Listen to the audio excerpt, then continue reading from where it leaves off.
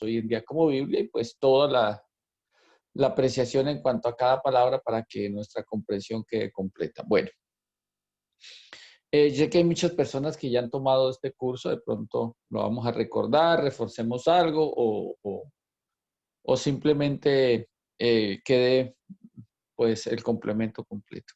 Bueno, digamos que cuando nosotros hablamos del término Biblia, la Biblia es un término que viene del griego que hace referencia a lo que es, digamos, en la base inicial de la parábola se decía biblios, que biblios significa libritos. Entonces, cada librito, por ejemplo, el librito de Génesis, el librito de Éxodo, todos eran compendios pequeños, o sea, se han hecho compendios pequeños. Inicialmente, la forma como se escribía, que ahora vamos a mirar, a través de la historia se han hecho, digamos, escritos donde se han recopilado y al recopilarse se ha hecho un libro y de cada libro se hizo un compendio general de 66 y se condensó en uno solo. Por eso se llama Biblios o Biblia.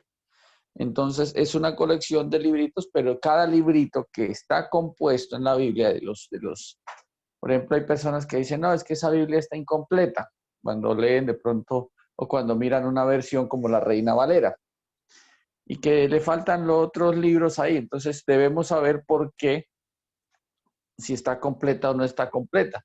Entonces, en las Biblias que hay unos libros de más que son los famosos libros deuterocanónicos.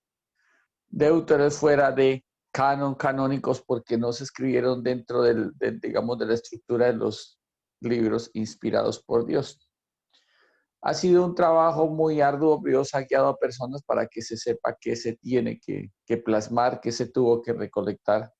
Y ha sido algo especial porque cuando uno mira toda la historia, se da cuenta de que es Dios guiando siempre todo lo necesario para que el ser humano, nosotros los seres humanos, tengamos un derecho tan grande y tengamos un beneficio tan grande como lo de la salvación y la vida eterna.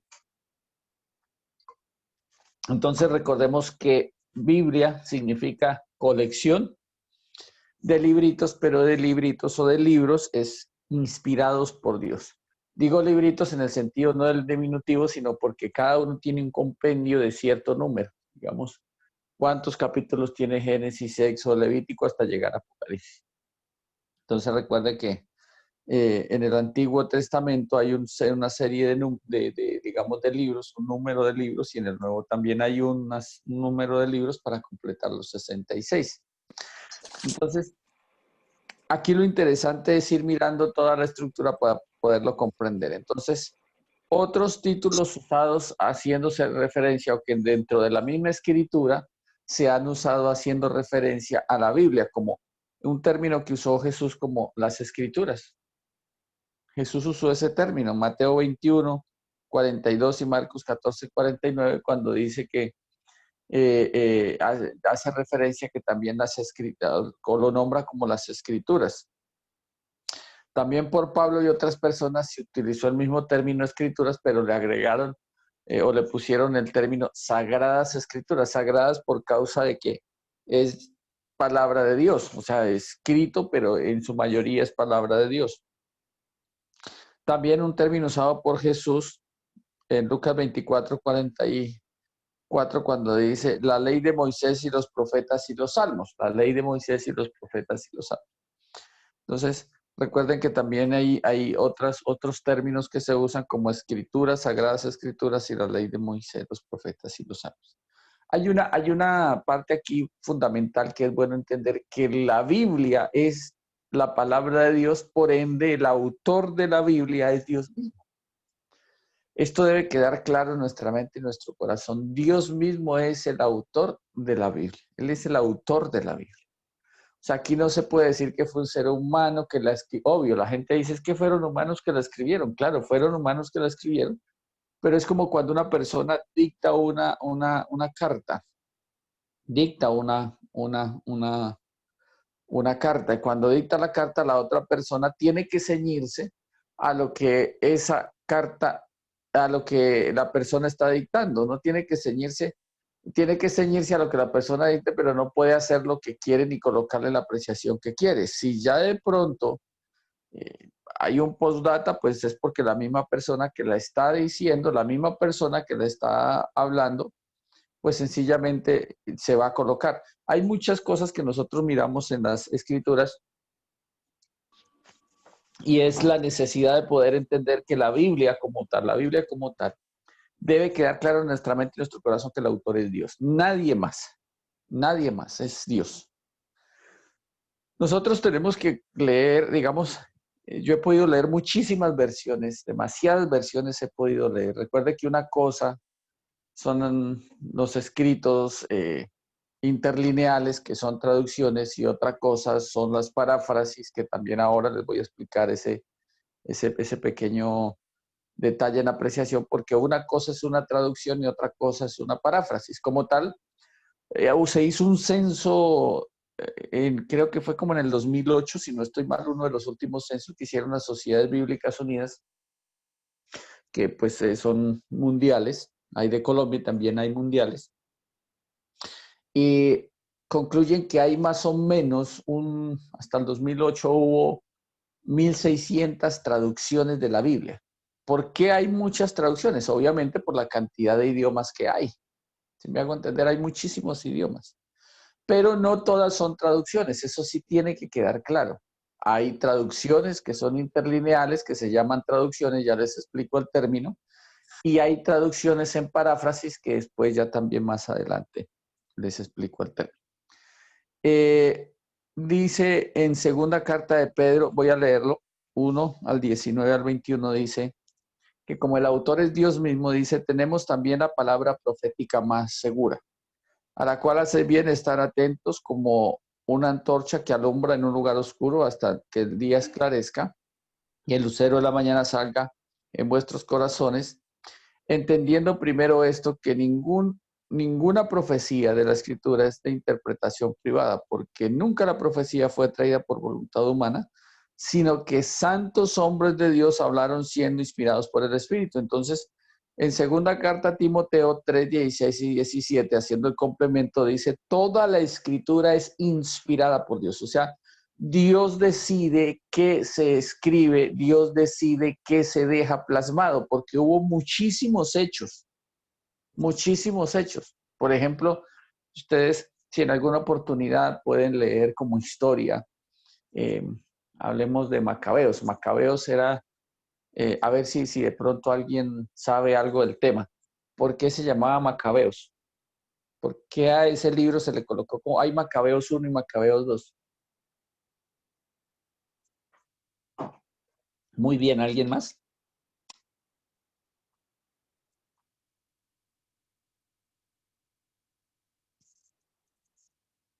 Bueno, aquí hay algo interesante, y es que, por ejemplo, voy a hacerles un solo, digamos, una sinopsis tan reducida de Macabeos. Macabeos, el nombre como tal del tipo se llama Judas Macabeos.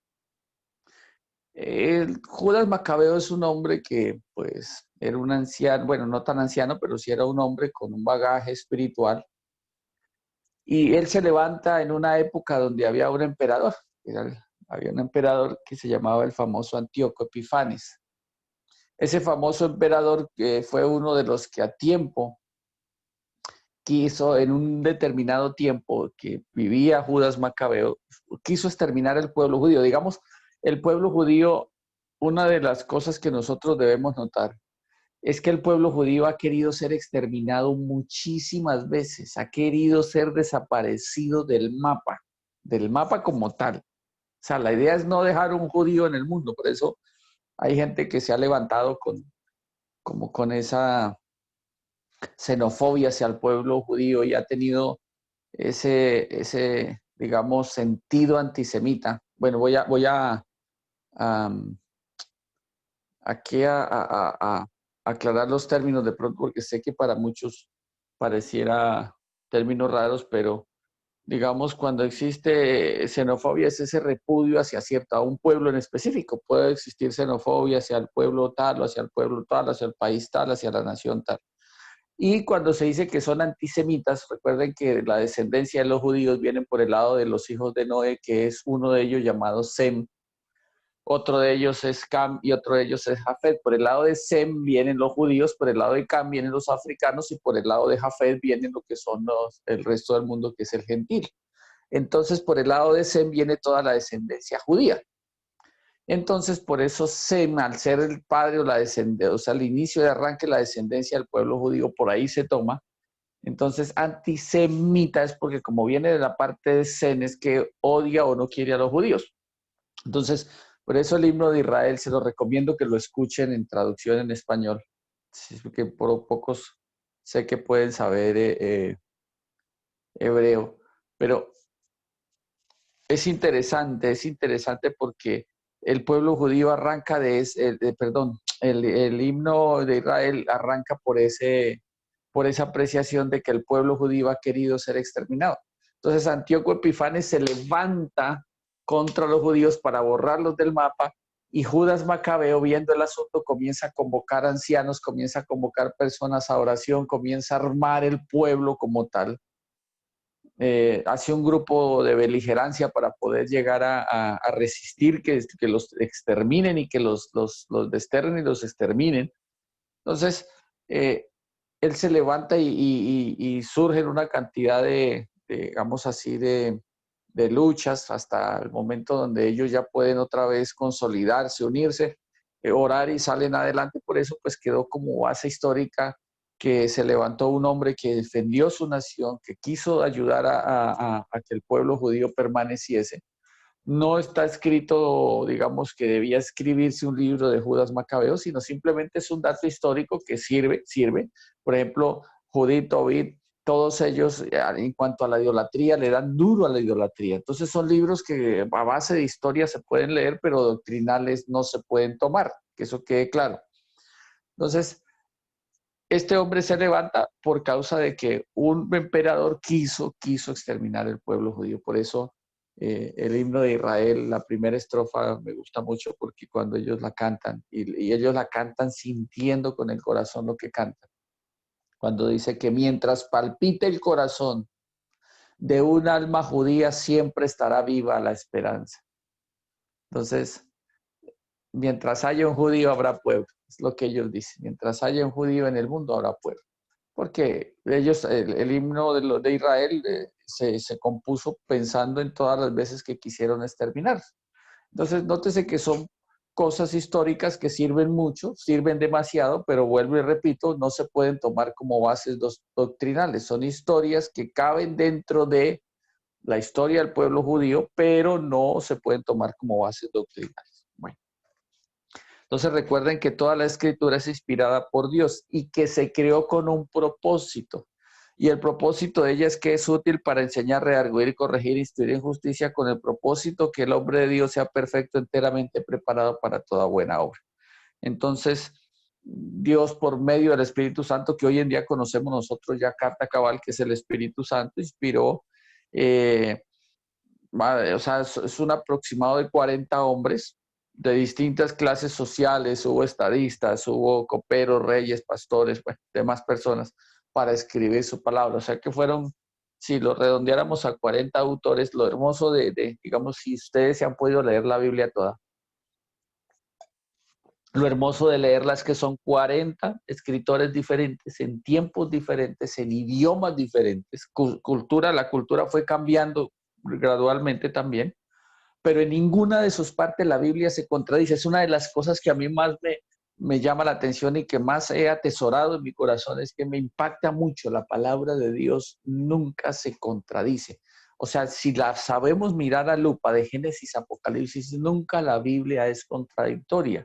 En ninguna parte se contradice. Que los hombres han querido hacer contradictoria la palabra de Dios, sí, por causa de que muchas veces no se aprecian los datos históricos. Por eso el fondo histórico también, hay momentos, por ejemplo, voy a explicar aquí con mi mano. Cuando yo he leído la palabra y cuando yo aprendí a leerla mejor cada día y utilizando algo de las ciencias que hoy en día uno utiliza para leerla, como la exégesis, como la hermenéutica, como, bueno, aún para la homilética uno tiene que aplicar muchas ciencias para poder sacar un sermón. Hay una parte muy interesante, es que a veces hay versículos, por ejemplo, yo cojo este versículo y no hay mucha luz de ese versículo, no existe mucha luz de ese versículo, porque tal vez no es tan relevante en el momento de la explicación por causa del tiempo en que se dice. Recuerde que cuando uno lee la Biblia o lee cualquier libro, cualquier carta, cualquier parte, uno tiene que pensar varias cosas. Primero, ¿quién lo escribe? ¿Quién escribe el libro? Eso es importante. Siempre hay que mirar quién escribe el libro. Por ejemplo, ¿cómo puedo? Una apreciación solamente mirando el Evangelio de Mateo. Mateo, ¿cómo era? La cultura que ellos llevan arraigados, las costumbres que ellos llevan arraigados como cultura, a mí me impacta mucho porque yo digo, Mateo cuando escribe el libro de Mateo, la carta de Mateo, perdón, el Evangelio de Mateo, eh, ya el Espíritu Santo había hecho una obra en él. ¿Por qué lo puede notar uno? Por algo muy sencillo, para que él meta mujeres dentro de la genealogía que no son judías es porque literalmente ya hubo un milagro en el corazón.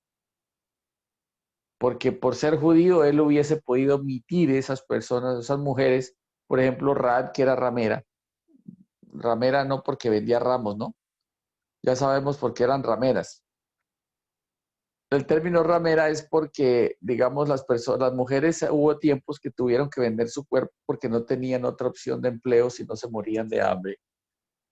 Aunque Rahab era de, de, digamos, de Jericó, pero ellas, digamos, en el caso de ella no se dice ramera ya por el tiempo que se escribe, pero por la cultura en el ámbito de los judíos es porque cuando las mujeres vendían su cuerpo, para saber qué mujer vendía su cuerpo, en la puerta de la casa colgaban un ramo de flores.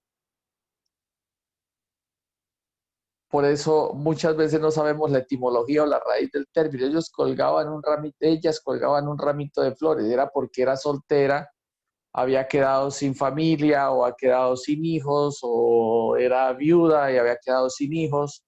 Bueno, había muchas circunstancias. Entonces, en el ámbito de la cultura judía ha sido muy radical en cuanto a las mujeres por causa de malas interpretaciones de ellos mismos. Entonces,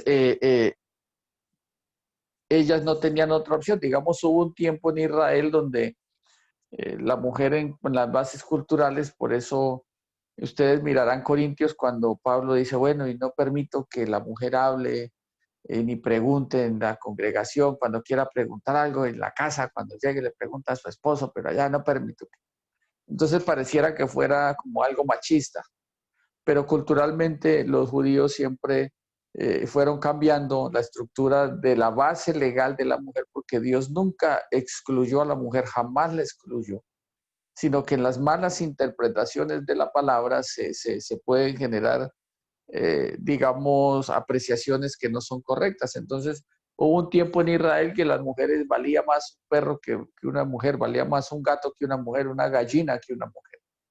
Si una mujer quedaba sola sin hijos, por eso existe se llama la famosa redención. Por eso hay una mujer, hay un momento que a Jesús le presentan el caso de una mujer.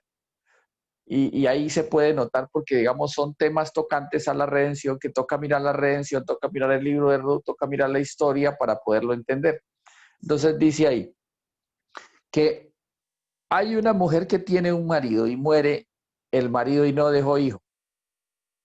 Y la redime el segundo hermano.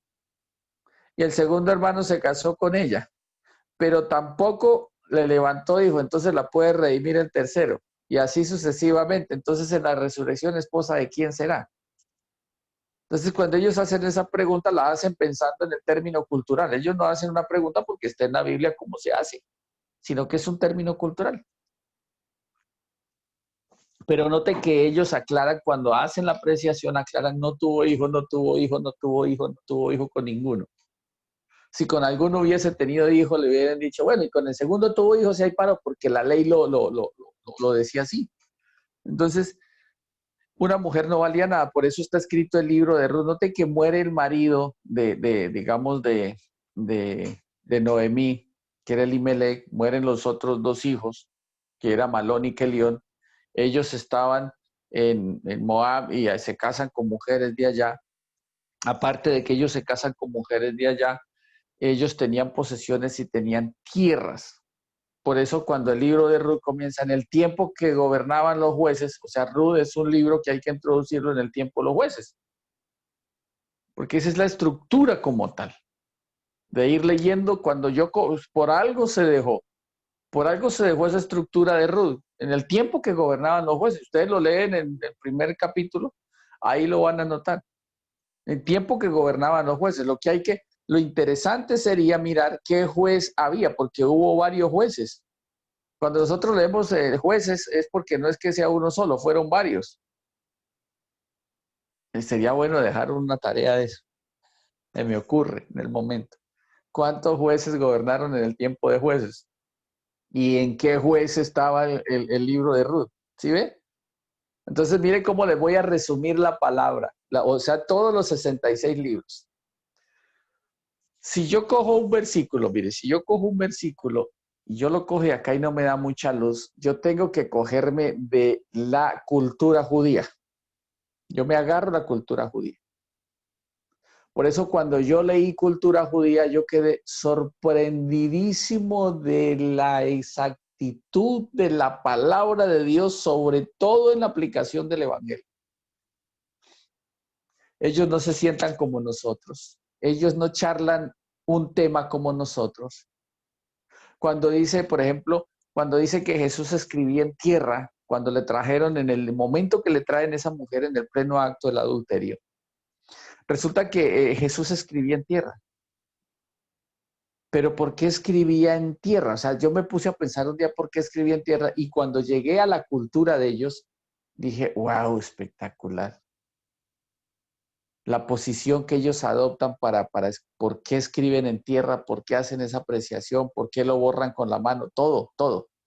Entonces, si yo tengo poquita luz de este versículo, me tengo que agarrar de la cultura para darle más lucidez.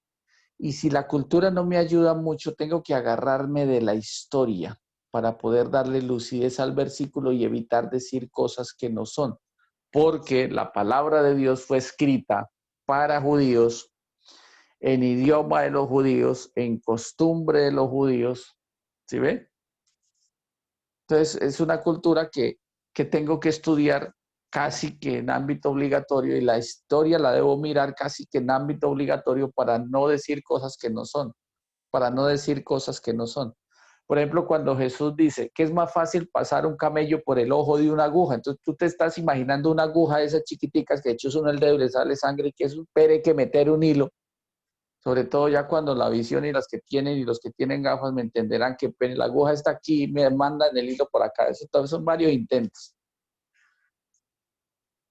No es fácil, porque si meter un hilo en una aguja literal, no es fácil. Meter un camello por el ojo de una aguja no es fácil, es imposible. Literalmente es imposible. Entonces yo tengo que agarrar ese término, la base cultural, para poderlo aplicar. O de lo contrario voy a decir cosas que no sé. Voy a pensar, Jesús estaba loco. No, Jesús nunca estuvo loco. Entonces es muy interesante cuando yo miro la historia. Cuando yo miro la historia en Israel, digamos, Israel tenía siempre el pueblo, ustedes ven Jerusalén, él tenía 4 muros alrededor. Por eso la Nueva Jerusalén tiene 4 muros alrededor y cada muro tiene 3 puertas. Por eso por allá habla de las puertas de las aguas. Entonces, por allá cuando ustedes le pero la puerta de las aguas, ¿qué es esa cosa, la puerta de las aguas? Porque había una puerta que se llamaba la puerta de las aguas, pero por algo le pusieron la puerta de las aguas. Entonces, noten que la simiente de, digamos, los pisos que tiene la Nueva Jerusalén son 12. Y las puertas, que serían por cada muro, 4 muros alrededor, serían 3 por cada muro, 3 por 4, 12. Entonces se conforman 12 cimientos, 12 puertas, que serían los 24 ancianos. Entonces, en un cimiento estarían los nombres de los discípulos y en las puertas serían los nombres de las tribus de Israel. Entonces, va uno entendiendo el porqué. Entonces, cuando uno entiende en la plaza de mercado, por decirlo así, en la galería, no sé cómo más decir términos aquí en Colombia, están en Cartagena, en Basurto, por decirlo así. En la entrada de la plaza, Existía un hombre como Leví o como Mateo. Existía un hombre como el famoso Zaqueo, que eran recaudadores de impuestos, por ende pecadores. Entonces, el título era pecadores. Eh, Voy a traducir el término a nuestra época. Un recaudador de impuestos o un publicano era para nuestros términos colombianos un corrupto, porque se le daba la oportunidad de malversar las cifras. Era como una especie de fiscal, bueno, casi no fiscal, como un contador, pero corrupto. ¿Por qué? Porque él se paraba, o su puesto era a la entrada de una puertica de la plaza, y cuando llegaba un personaje con su carro cargado, que en ese tiempo era un camello, entonces para recaudar el impuesto era la siguiente manera. Entonces venía el tipo cargado con su camello y decía, bueno, trae 3 bultos de trigo. Pues voy a utilizar el término bulto porque ahora las medidas son diferentes. 3 bultos de trigo. Ok, trae 3 bultos de trigo. Muy bien. Por este bulto 20 pesos, por este otro bulto 20 pesos. Este está como grandecito, me da 50 por ese. Entonces, para que la persona pudiese tener acceso y venta dentro de la plaza, antes de debía pagar. Y el recaudador no le decía, mire a ver qué vende y al final me paga. No, muy triste si vendió o no, usted me tiene que pagar, pero es que he traído este bulto 5 veces y ya con lo que le pagué el impuesto, ya no, yo lo siento, usted tiene que pagar. Entonces ellos hacían eso. Entonces eso era expensas voluntaria del corazón del tipo, la valoración de los productos. No había una tasa específica, sí había de algunos, pero específicamente no. Por ejemplo, ¿de qué había? De animales, eso sí se sabía. Cuando entraban ovejas, cuando entraban corderos, cuando entraban cabritos, cuando entraban palominos, porque allá ellos comercializaban los animales dentro de la plaza para la venta, para los sacrificios. Entonces, era muy complicado saber una cifra exacta, por ende un recaudador de impuestos podía prestarse fácilmente para corrupción. Por eso dicen que los publicanos eran pecadores. O sea, el término publicano para ellos es pecador porque es un recaudador de impuestos. Pero había un sitio donde entraban los camellos y el camello debía entrar por una puertica de la plaza que se llamaba la puerta del ojo de la aguja. Entonces el camello tiene una particularidad como animal, es uno de los pocos animales, bueno, casi que el único que se puede arrodillar. Un camello se puede arrodillar. Entonces cuando el camello entraba, recuerde que hay dromedarios, recuerde que hay camellos de 1 y 2 jorobas. Entonces cuando ellos entraban por la puerta del ojo de la aguja a la plaza, debían entrar arrodillados, no podían entrar con carga. Entonces, ¿por qué a veces era complicado? Porque el camello, los que venían de viaje, antes de tiempo le podían dar agua al camello por causa de la zona tan desértica. Entonces un camello puede tomarse de un solo jalón, puede tomarse casi 25 litros de agua así de afán, se lo puede tomar. Entonces ellos lo que hacen es absorber el agua y la mantienen para después subirla a las jorobas. Entonces ellos quedan como hinchaditos, como inflar un globito. Entonces cuando ellos venían recién bebidos o habían bebido hacía poco, para entrar por esa puerta era un poco complicado y tenían que ayudarles para empujarlos. Entonces no era fácil. Por eso Jesús dice, es más fácil, no dice, es imposible. Mi aguja y un camello, si yo llevo una aguja de aquí a Colombia y busco un camello allá y busco meterlo por ahí, no es fácil, es imposible. Por eso Jesús dice en la apreciación y en el término, en el griego original también dice, es más fácil pasar un camello por el ojo de una aguja antes que entre un rico al cielo, pero está haciendo referencia a los que confían en las riquezas, que eso también tiene una base cultural. Entonces, ¿qué sucede frente a esa apreciación? Entonces, ya tengo luz cultural, entonces ya ahora ustedes ya pueden pensar, el ojo de la aguja era la puerta de entrada a la plaza. Ya, no era difícil. Si ve, ya la mente comienza a pensar y a abrir otra cosa en la posibilidad porque Jesús dice, es más fácil. Ahora las hortelanas cosían. Y ellas, eso sí nos van a preguntar cómo lo hacían, porque eso es algo que no he podido saber. Sé que ellos hacían hilo con pelo de camello. ¿Cómo lo hacían? Es lo que yo no sé. Pero ellas cosían con pelo de camello. No sé de qué parte la sacaban, si de la cola, de la oreja, de qué parte la sacaban. Pero cómo lo hacían es lo que no sé, porque nunca pude averiguar cómo lo hacían. pero ellos cosían con eso. Entonces, ¿cuál era el término cultural de las hortelanas? Que a veces se hacía un nudito que era un poco complejo pasarlo por la aguja, pero era del hilo que hacían de ellos, cómo cosían de pelo camello, ellos hacían esas costuras, pero se les hacía como un nudito, como cuando uno puede coser con una aguja literal nuestra y un hilo nuestro, que a veces se hacen como una especie de nudito y a veces se traba. Pero resulta que, claro que un millennial, si hay un millennial con nosotros, no va a entender qué es coser con una aguja y coser con hilo, o sea, perdón. Pero Definitivamente era un camello. se hacía un camello, sí, se hacía un camello, era que se hacía un nudito. Entonces ellos lo asimilaban con la joroba del camello y con fuerza y con dificultad lo pasaban, lo pasaban. Entonces son dos términos culturales que me dan luz para entender por qué Jesús dijo es más fácil, porque el judío sí lo entendía. Para mí ya tengo que ir a la, si tengo esa apenas poquita luz de ese versículo, tengo que ir a la cultura y si no me sirve la cultura para alumbrarlo más, tengo que ir a la historia y queda completamente claro. Por causa de, esto me pasó, yo comencé a hacer este ejercicio fue por causa de que algún día leí que me llamó mucho la atención y a veces uno estas apreciaciones no las toma en cuenta. Hay un momento que Jesús llama a un hombre que dice que era el joven rico.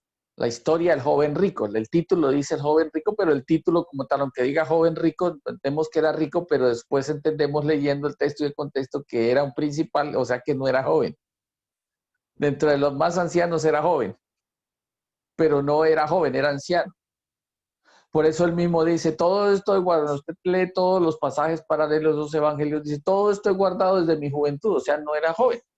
Y en otros dice un hombre principal. Entonces, al leer los 4 evangelios y los 4 testigos, salvo toda la historia, no, ya sé cómo es el asunto. Entonces, ¿qué sucede? Porque uno no puede sacar doctrina de un solo versículo.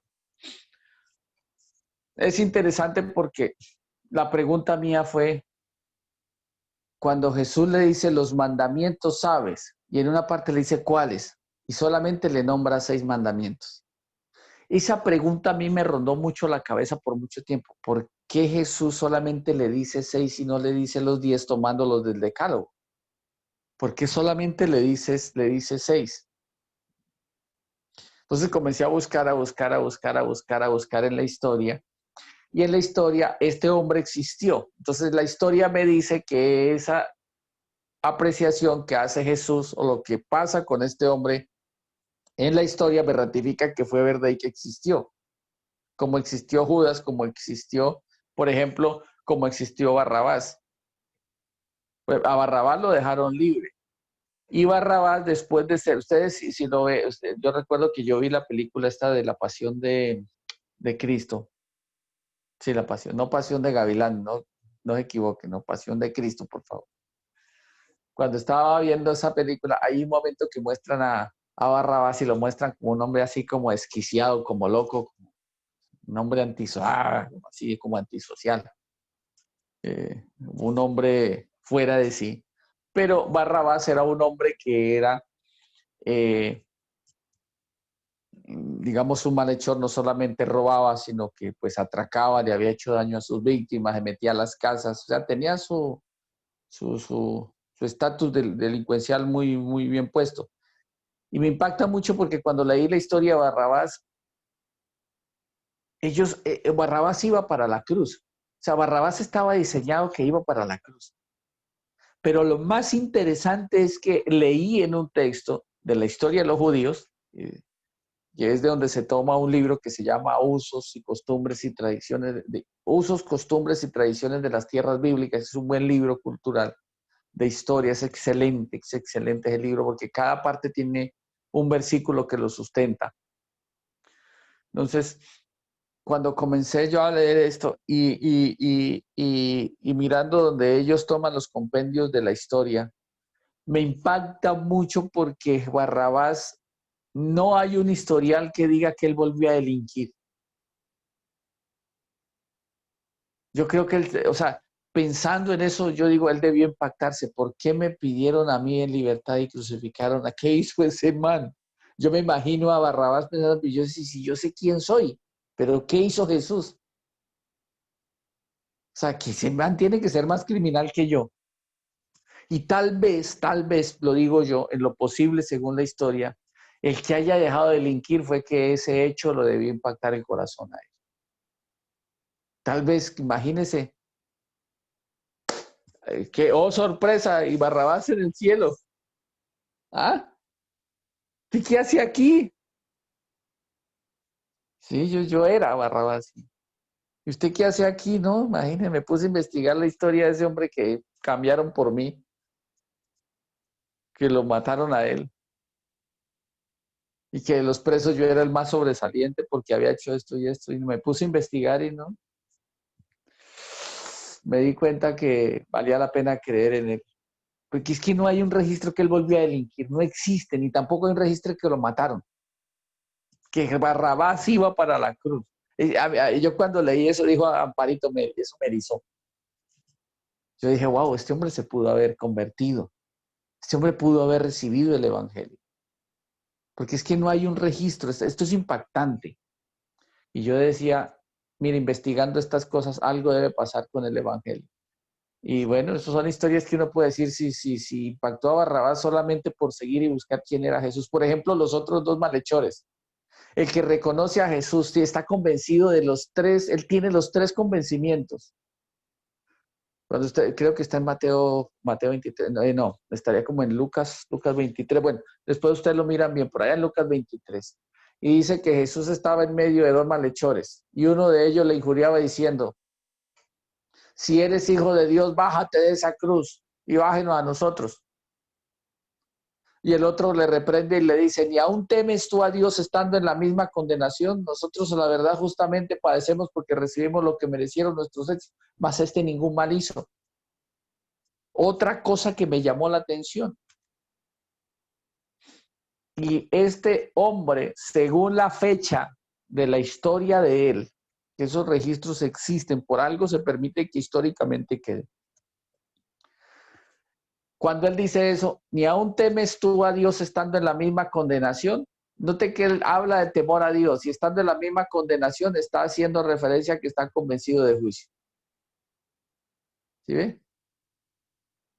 Así como sabía que existía el cielo, sabía que existía el infierno. Nosotros a la verdad justamente padecemos porque recibimos lo que merecieron nuestros hechos. Estaba convencido de pecado. Mas este ningún mal hizo, convencido de juicio. Casi que puedo decir que el primer hombre que pudo nacer de Dios fue ese man. Tremendo. Pero ¿cómo puede decir un hombre, imagínense, cómo este hombre puede decirle a Jesús, acuérdate de mí cuando vengas en tu reino, si estaba en peores condiciones que él? Jesús estaba desfigurado, él lo podía ver al ladito desfigurado, vuelto nada, porque el letrero de la cruz de Jesús no se lo pusieron por burla. El letrero de la identificación de Jesús se lo pusieron por identificación, por eso lo colocan en tres idiomas: hebreo, griego y latín, porque era la población más grande. Por eso, cuando Jesús muere y ponen el título y ponen las letras, digamos las traducciones en esos tres idiomas, cuando usted va a Hechos 2, de los días después de Hechos 2, que son contados, pueden contar los días. Habían en Jerusalén partos, medas, elamitas y todos los que habitan en Mesopotamia, habían en el Ponto de África, en Panfilia, es decir, había mucha gente ahí en ese momento. Entonces, cuando tú coges aquí el letrero de Jesús en sus traducciones de los idiomas, es porque la población de ese momento hablaba esos tres idiomas. Y todo aquel que pasaba y miraba a ese man allá colgado, desfigurado, que preguntaba al verlo, casi acabara de llegar, ¿y quién es ese? El letrero decía, el rey de los judíos. Ah, ese era Jesús. O sea que la carnicería que le hicieron sobre él fue tan dura que tuvieron que ponerle un letrero. Y en la historia, nunca jamás se le había puesto un letrero a alguien en una cruz. Eso significa que fue una carnicería un poco más allá de lo normal. Eso hace notar que por algo Jesús era el redentor, por algo era el sustituto, porque llevó en sí el castigo tomando la decisión propia de ir hasta allá y llevándolo hasta las últimas consecuencias. O sea, cuando ahí dice en Isaías 53, fue desfigurado en los hombres su parecer, por eso necesitó el letrero, Más que por bulla, era por identificación. Impresionante esto. Pero esto es cosas que nosotros debemos entender en cuanto a por qué Dios permite que toda la palabra sea inspirada por Él. Porque cada parte hay que mirarla con la verdad de Dios. Y a veces tenemos que tomar la cultura y ya ir a la historia si es necesario. Entonces se deja un compendio de 66 libros donde todo el tema de la salvación está completamente claro. Mire, en las 500, algo, como 500 traducciones que he podido leer, me he dado cuenta que ninguna de ellas han podido manipular el Evangelio. Y la pregunta mía era porque me gustó mucho una versión que leí de un obispo mexicano. Y me gustó mucho la traducción que él hace porque en cada parte, digamos, al inicio del libro tiene una hojita con un dibujo, en la mitad del libro tiene una hojita con otro dibujo y al final del libro tiene una hojita con un dibujo. Por ejemplo, cuando él coloca el libro de Mateo, cuando dice en la parte que es necesario que el Hijo del Hombre padezca mucho en manos de pecadores, sea echado a un lugar de tormento y resucite al tercer día. Él hace un dibujo y lo hace, digamos, es como en ese lapicito negro, que todo está así, aunque es plastificado la hojita. Pero hace en el solo dibujo que él hace, a mí me da la impresión que él entiende Job 18 a cabalidad. Porque hace todos los tormentos. Y hay una parte donde hay un hombre que saca un pie y le salen como ramas, como si fueran ramificaciones de un árbol, como raíces de un árbol, y esas raíces se están quemando. Y en los brazos aquí, en esta parte de acá, también le hace como unas ramificaciones como si se quemara. Entonces digo, bueno, puede ser Job 10, está encadenado, tiene grilletes. Y coloca una parte que dice en Isaías que también habrá una polilla que comerá la piel de las personas. Entonces, él coloca todo eso, ahí coloca un bichito parecido a un escorpión, pero lo mete lo tiene así metido dentro del cuerpo de la persona, eso como una mano de grande, pero lo tiene metido, en el dibujo se ve metido entre el cuerpo de la persona como hacen las garrapatas, como si estuviera metido de cabeza comiendo y con la cola está pinchándole así, haciéndole herido. Entonces yo decía, wow, este hombre tiene mucha luz en cuanto a los tormentos en condenación. Pero la conclusión final mía es, al leer todas estas traducciones, yo decía, wow, si una persona no entiende el Evangelio, así haga una traducción, no lo puede manipular porque no lo entiende. Hasta en eso Dios guardó el Evangelio. Impresionante. Por eso yo decía, wow, con razón que Pablo lo dijo. El Evangelio que yo he recibido no lo recibí de hombre alguno, sino por revelación de Jesucristo. Yo dije definitivamente Isaías capítulo 6. En el llamamiento de Isaías está escrito como está escrito. Viendo no verán, y oyendo no entenderán, y no percibirán, y entenderán con el corazón para que no se conviertan y yo los sane. No pudieron manipular, los escritores no pueden manipular el Evangelio y ya no pueden cambiarle nada al Evangelio. La luz del Evangelio está puro en todas las traducciones que yo he podido leer, porque si no lo entienden no lo pueden cambiar. Hermoso esto. O sea, yo digo, wow, me impacta. Cada día entiendo lo que decía Martín Lutero, mi corazón está cautivo a la palabra de Dios. Es impresionante esto, porque yo soy un convencido de que es verdad. Mi mente y mi corazón no pueden negar porque yo digo que una de las cosas que me ha ayudado mucho es que yo he sido un excelente lector, acérrimo lector de la Biblia. Y aparte de eso, ya cuando entendí el Evangelio y leer el resto de traducciones, wow, es lo más espectacular que le puede pasar a uno. Porque leerla sin conocimiento, sin tener conocimiento y revelación del Evangelio, se puede hacer una religión muy fácil. Ejemplo. Cuando se dice Mateo 28, 19, y lo comparo con Hechos capítulo 2, viene la apreciación de la religión. Hay que bautizarnos solamente en el nombre de Jesucristo porque Dios es uno solo. Y así se creó. Y se creó una doctrina unitaria. Los mal llamados Jesús solos, ¿no? Pero ellos bautizan solamente en el nombre del Señor Jesucristo. Entonces, ¿cómo hago yo para hacer la unión con lo que dice en Mateo 28, 19, y por todo el mundo y predica el Evangelio a toda criatura? Enséñales que guarden todas las cosas que yo les he mandado. y bautícelos en el nombre del Padre, el Hijo y del Espíritu. ¿Cómo cuadro yo lo que dice Jesús? Bueno, exactamente no lo dice Jesús. Mateo 28:19 no lo dice Jesús, lo dice el Señor Jesucristo. Más peso debe tener.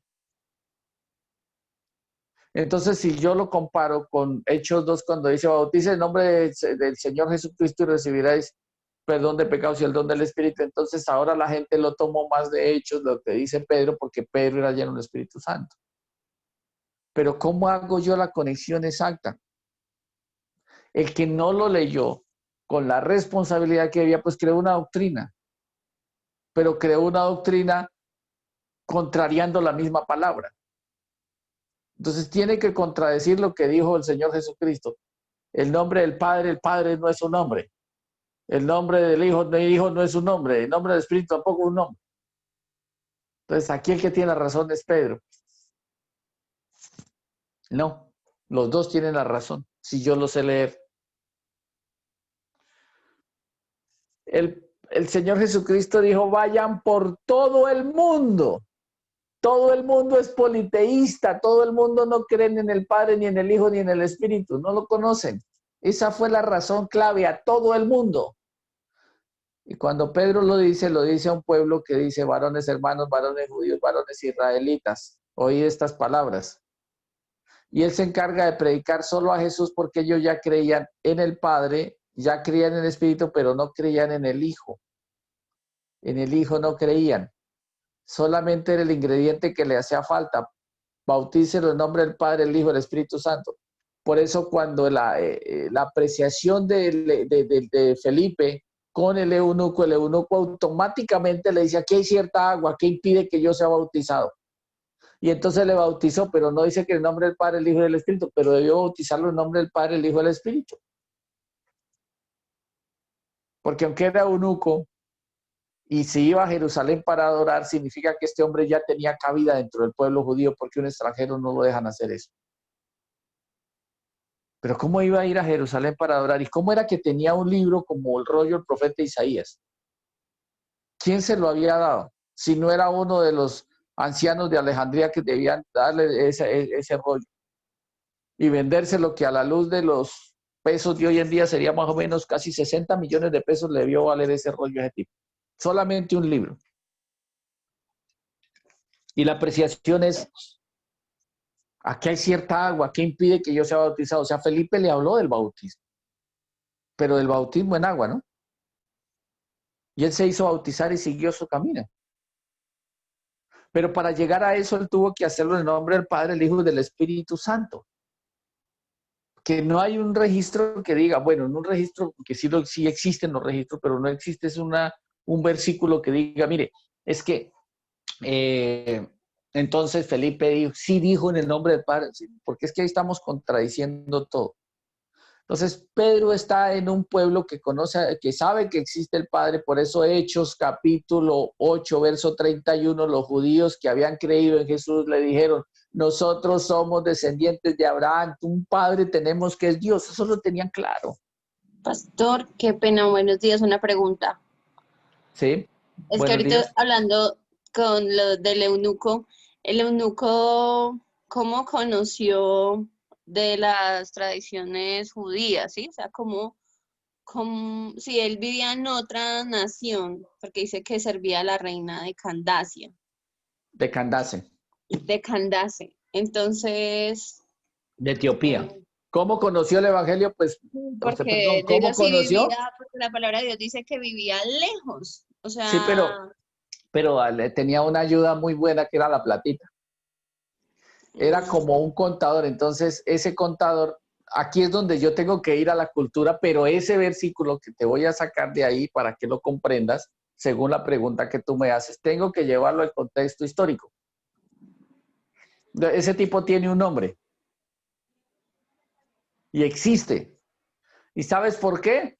Porque él era un hombre que tenía que ir a mirar los negocios que habían de las comercializaciones que se hacían de Etiopía a Israel o a Jerusalén. ¿Listo? ya, sí, señor. Ellos tenían la autoridad de entrar allá, entonces a él debieron judaizarlo, porque nótese que él está judaizado, Él Sí. debieron judaizarlo o creyó en el Dios de los israelíes, porque en ese tiempo que él va allá, en el tiempo había algo de prosperidad. Ujú. Entonces Israel siempre fue clave por el lado de Tel Aviv, como si ustedes notan en el mapa, esa parte ellos tienen mucha parte marítima, entonces tenían mucha facilidad de comercio. Y en ese tiempo había digamos, un nivel de comercio bueno, digamos, estaba en una escala del 1 al 100%, estarían como un 80% de comercio, estaban bien, el pueblo estaba bien, la curva de estimación de crecimiento económico estaban bien.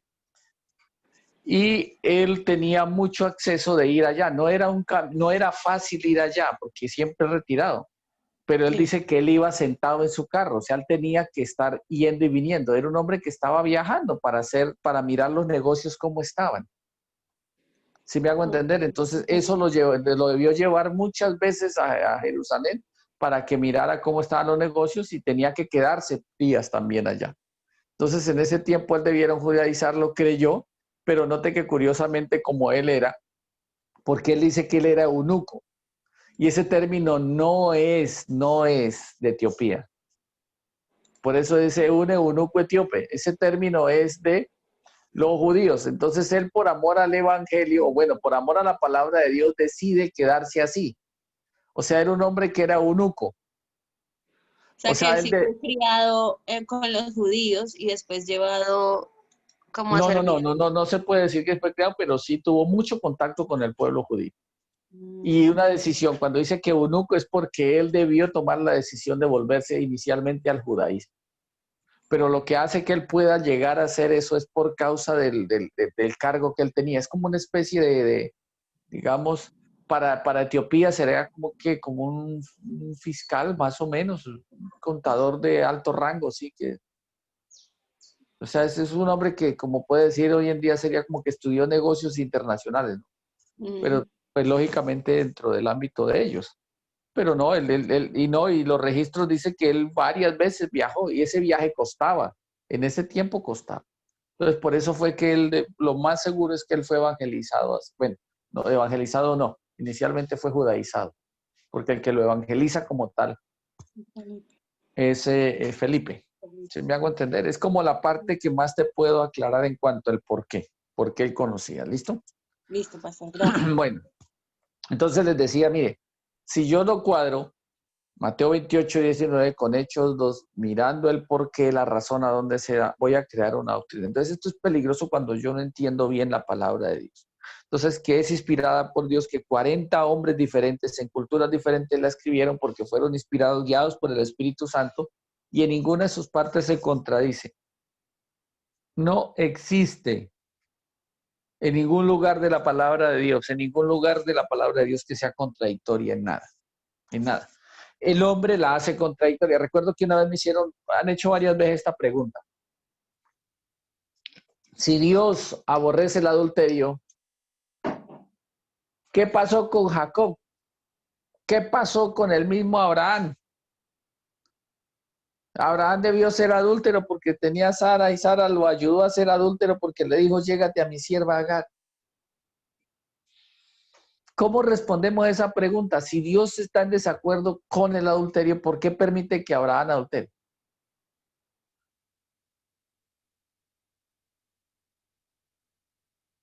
Porque Si en ese Dios, tiempo no había mandamiento de que se casara con una sola mujer. ¿me preguntas o me respondes? No le respondo. Gracias, hermano. Sí, señora, hay que mirar el tiempo en que se dice y cuándo se colocó el mandamiento. Por eso Pablo es muy puntual cuando dice, mientras no exista en la ley, no se puede inculpar. Por ejemplo, ¿el incesto es pecado, sí o no? Sí, señor. Ahora sí lo es. Y bueno, y entonces en el tiempo que llegaron unas hijas y emborracharon al papá y levantaron descendencia de él, hay que mirar Todavía si ya no estaba existía la ley o listo. no. ¿Sí me hago entender? Por ejemplo, hasta que Jesús no dijo, cualquiera que mire a una mujer para codiciarla, muchos mirarían y no se les cobró. Nosotros ya estamos bajo ese mandato. No hay que mirar para codiciar en el corazón, si no, se adulteraría. ¿Me estoy haciendo entender? Entonces, digamos, el hombre venía violando leyes que sin saberlas estaba violando y para que se diera cuenta, por eso dice Pablo, es que mire, eso es lo que nosotros debemos ir entendiendo cuando leamos. Pablo dice, cuando por la ley yo me di cuenta que era pecador, entonces el pecado cobró vida en mí y yo morí, porque la ley me mató. ¿Por qué? Porque ese día, cuando me di cuenta que había una ley, me di cuenta que era pecador. Y entonces la ley tiene sanciones y la ley también tiene beneficios. Entonces, sencillamente, pues cobró vida en mí el pecado. Yo por la ley conocí que era pecador, dice Pablo. Pero hay que entender por qué lo dice. Porque él está tomando es el día que nosotros leemos. O sea, él está explicando en otros términos nacer de agua por causa de la palabra. Si ustedes miran Romanos 8 y todo lo que es Romano, la predicación, él todo el tiempo estaba hablando de nacer de agua y del Espíritu sin utilizar los términos. Pero me parece muy hermoso cuando uno lee Romanos. Y por eso él no contempla en ningún momento vivir en la mitad. No dices que puedes un día vivir en la carne y el otro día vivir en el Espíritu. O no, pues, nunca está contemplando que una persona pueda vivir con las dos naturalezas, ¿no? O vives en la carne o vives en el espíritu, pero deudores no somos a la carne. Porque el ocuparse de la carne es muerte, pero ocuparse del espíritu es vida y paz. Entonces, hay que entender el término por qué lo dice. Y lo está diciendo para entender todos Romanos, tengo que entender y haber sido revelado el nuevo nacimiento para saber por qué Pablo explica así literalmente a los romanos el nuevo nacimiento sin estar diciéndoles que tienen que nacer de nuevo, pero sí los lleva a nacer de nuevo. Entonces es muy interesante porque Romanos, todo Romanos es puntual. Cuando uno puede explicar la carta de los Romanos, todo, punto por punto, explica el nuevo nacimiento sin darse cuenta, si lo entiende. Entonces, estos personajes que escribieron la Biblia, que fueron guiados por Dios, que así como están los registros en los 66 libros que tenemos, 39 en el Antiguo y 27 en el Nuevo, ahí está el asunto. Nosotros debemos entender que al leerlo, en ninguna parte de la Biblia es contradictoria, nunca ha sido contradictoria. Ay, pero mire que Jesús también tomaba vino. Sí, pero nunca llegaron a sacarlo de la tienda borracho y de irresponsable y de pegarle a la mujer. Y bueno, que no tuvo, ¿no? Pero nunca llegó allá a levantarse contra María y a pegarle a los hermanos y cada 8 días. No, por favor, no me cojas un versículo de excusa. O los que dicen, ay, pero es que, mire, el ser humano para clasificar el pecado es espectacular. Nosotros queremos hacer contradictoria la Biblia, no nos queremos acomodar a ella, sino queremos acomodarla a nosotros. Ay, pero es que mire, es que no, pues en la Biblia todos han pecado. Bueno, pues es que mi referente no son todos, es uno, puesto los ojos en Jesús. Pero la gente saca una cantidad de apreciaciones. Pero es que mire, que es un vinito, que es una cervecita. Entonces yo los cojo una vez en una población aquí cerca de Ibagué. Bueno, cerca no, casi a 3 horas. Un hombre, la esposa lo invitó a la iglesia, fue un viernes, que yo iba allá todos los viernes, y lo invitó, y para él tomarse una cerveza no era pecado, pero es que él se tomaba una cerveza, después la otra, después la otra, después la otra, y emborrachaba. Entonces para él beber y emborracharse no era pecado. Y él tenía la excusa de que Jesús, porque encontró un versículo que dice que él era comelón y bebelón de vino. Ah, es que el hombre también le jalaba sus tragos. Entonces, ese día, por causa de la esposita, en un momento estaban preguntando y él preguntó y levantó la mano. Y me dice, pastor, yo quiero saber si literalmente, pues tomarse una es pecado. Dije, bueno, tomarse una. ¿Para usted tomarse una cerveza es pecado? Le pregunté y me dice, no, porque en la Biblia Jesús tomó vino. Y en las bodas de Caná también lo multiplicó. Hizo el primer milagrito, vino. O sea que el vino es bendito. Entonces le dije, si para usted una cerveza como tal no es pecado, le pregunto, ¿un sorbo es pecado? No menos un sorbo. Entonces vamos a hacer una cosa. Yo quiero que usted no clasifique el pecado, sino que lo vea como es pecado. Y simplemente le coloqué un ejemplo. Usted ama a su esposa y dijo, claro, y con todo lo que me aguanta, esa mujer me ama y yo la amo. Ah, bueno. ¿Para usted un beso es pecado? Entonces ya quedó pensando, dijo, depende, ¿no? Depende. Dije, bueno, voy a ponerle una hipótesis. Si tomarse una cerveza no es pecado y si tomarse un sorbo no es pecado, pues entonces si su esposa le da un besito al vecino no es pecado, ¿por qué es un besito? Entonces ya abrió los ojos y la miraba a ella. Y si tomarse una cerveza, digamos que el sorbo es el besito, y si tomarse una cerveza no es pecado, ¿qué es una noche con el vecino? Hasta donde sé, creo que él no volvió a tomar, porque es que nosotros clasificamos el pecado, nosotros vemos grave un asesinato, pero Jesús puso un asesinato y un enojo al mismo nivel. Es impresionante esto. Pecado es pecado. No lo podemos mirar grande y chiquito, no. Y el pecado no es un error tampoco, es pecado. Pecado es pecado y punto. Pero nosotros somos los que todo el tiempo queremos hacer contradictoria la palabra, contradictoria. Entonces, hombres que fueron inspirados por Dios para escribir la palabra de Dios. David fue uno de ellos.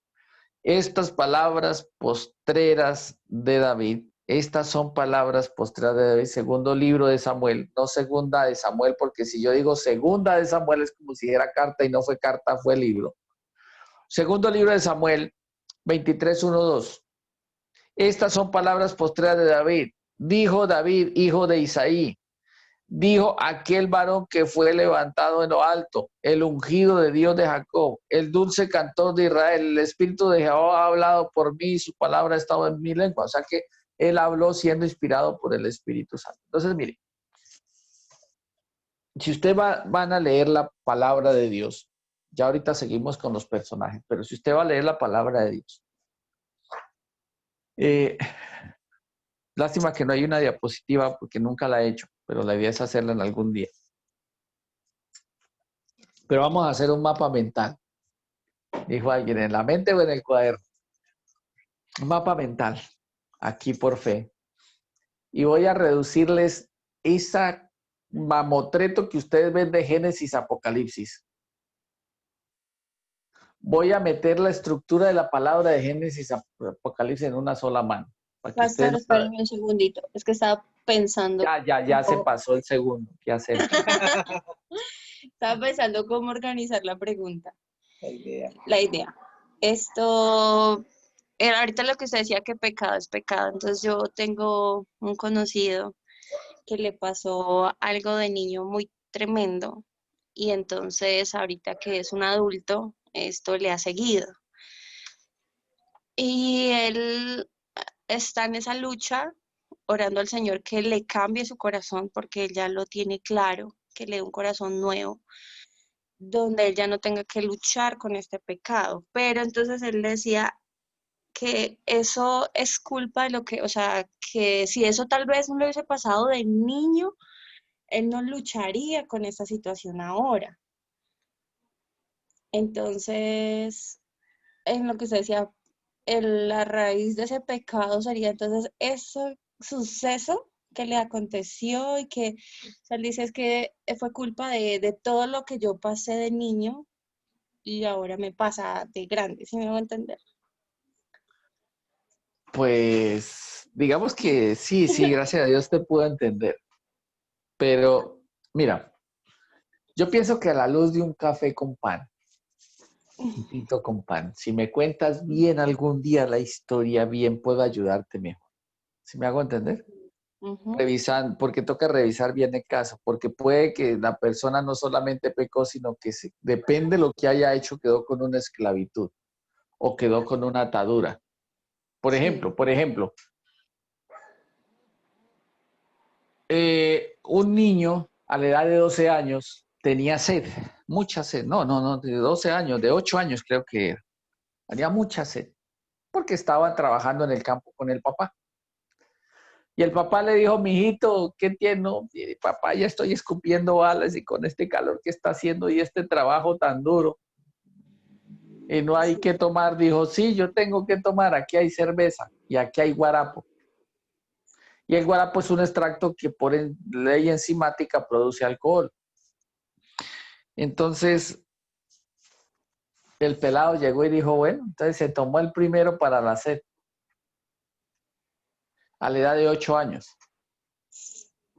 Entonces, a la edad de 8 años, por causa del papá, comenzó, y el papá, pues él sí se tomaba no una, sino varias para la sed.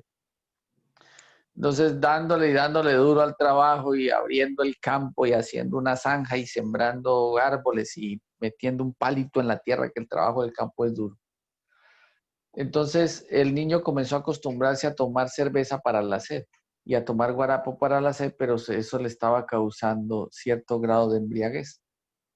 A los 22, 23 años, él ya era un alcohólico. Dios mío. A los 30 años conoce el Evangelio, pero tenía una esclavitud en el cuerpo. ¿Sí me hago Sí, entender? sí, señor. Entonces hay que ir revisando el caso y él pudo ser libre ya no solamente por causa del nuevo nacimiento, sino porque él luchó porque él decía, yo a mí me duele el cuerpo, a mí me duele el cuerpo, yo veo que todavía tengo la necesidad, como si tuviese el cuerpo la necesidad de necesitar licor, pero mi espíritu y mi corazón me están diciendo no. Y él decide por voluntad propia no volver a consumir licor porque Dios hizo el milagro en él. Pero lo impresionante de esto es que él tuvo que ir al médico porque comenzó a enfermarse, porque son efectos y digamos, hay pecados que traen consecuencias y esas consecuencias pueden seguir. ¿Sí me hago entender? Sí, señor. Entonces, él le tocó ir al médico y el médico le tuvo que formular, gracias a Dios, creo que fue por 5 años que él me contaba que por 5 años o 4 años que él tiene actualmente, debe tener como unos 60 años. Hace rato no lo veo, pero él tuvo que consumir algo, le tuvieron que dar una pastilla, algo que tuvo que tomarse a diario para evitar esos La dolores, ansiedad. hasta que el Señor lo libertó porque, claro, él despertó los receptores de ansiedad. Note que los receptores de ansiedad del cerebro, todo lo que sean sustancias como el solo cigarrillo, la nicotina lo despierta o el licor también lo despierta. Entonces el cuerpo comienza a sufrir. Entonces hay que mirar exactamente si es por esclavitud, si es por consecuencia, ¿por qué? Ya te digo, a la luz de un cafecito y un pan, de pronto vamos a desenvolver mejor el asunto. ¿Listo, Con Brigitte? un bucle lo pasó. Listo, listo. Muy Ah, bien. no, pues buena idea para Jason, pues. Gracias, Bueno, sí, pastor. es porque los casos, todos los casos es mejor revisarlo. Esto aquí no se puede puntualizar una razón plena. Bueno, entonces sigamos. Voy a hacer el ejercicio que les dije que les iba a hacer entonces. Voy a coger los 5 primeros libros que es, ¿cómo es? Génesis, Éxodo, Levítico, Números y Deuteronomio. Éxodo, digamos, Génesis, que es el inicio. Éxodo, que es la salida de Egipto. ¿Sí? Levítico, que son las leyes. Deutero, que son la segunda ley. ¿Sí ven? ¿Cuál se me fue? Números, que es un censo, no sé, Génesis, Éxodo, Levítico, Números, Deuteronomio, sí, ya los dije todos. Entonces son los 5 primeros libros, esos son los 5 que es digamos, lo que llaman la Torah, ¿no? Muchos llaman la Torah. Entonces, son los 5 primeros libros. Después de esos 5 primeros libros, ¿cuál sigue? Josué, jueces. Josué, porque Josué, note que Josué viene siendo el sucesor de Moshua, de Moisés. Entonces, ya viene que ya Josué son conquistas, todo el tiempo son conquistas porque ellos tienen que llegar a una tierra donde tienen que conquistar. ¿Listo? Note que las leyes fueron comenzadas a darse desde el inicio, unas leyes se dan en el monte, allá en el desierto, para que comiencen a guardar. Note que esa ley los acoge porque cuando el pueblo hace el becerro de oro, ya la ley estaba de no tener idolatría. Por eso es que ese juicio fue duro. Las 2 filas que hicieron y tener que uno que levantar y meter la espada contra el que estaba al frente que había adorado esa imagen, eso fue una historia brava y dura porque pudo haber el frente haber quedado un hijo con una mamá o una mamá con un hijo y tener que clavar la espada al otro. Si no, el juicio era duro. Entonces, ellos debían de guardar esas leyes también allá, ya pasar la tierra prometida. Cuando ya existe la ley y ellos la violan, entonces sencillamente note que ya Josué tiene que llegar a hacer las conquistas de la tierra de Cananeo, del Heveo, del Jebuseo, del Gergeseo, bueno, todos ellos. Y tiene que ir porque esos ya estaban, ya poblaciones que estaban puestas ahí, pero no eran tierras que se les habían delegado, entonces ellos tienen que llegar a conquistar la tierra porque Dios se la dio. Como Él es el legislador y como Él es el dueño, puede dársela al que quisiera. Entonces ellos llegan allá. Cuando ellos llegan allá a la tierra de Canaán, la tierra prometida, nótese que Josué es un hombre que se levanta como sucesor de Moisés, pero Josué comete el error, que la teología le da duro a Josué, de no dejar un sucesor. Entonces, como no hay sucesor, Dios tiene que levantar jueces. Por eso hay que mirar cuánto tiempo fueron los jueces y a Ruth lo tengo que meter dentro de jueces. Entonces, por eso está Josué, jueces, Ruth. Note que es un solo compendio ya. Entonces, aquí está. En este grupito hago Génesis, de los 5 primeros libros. Aquí en este grupito meto Josué. Y aquí en este otro grupito meto jueces y Ruth. ¿Cuál sigue?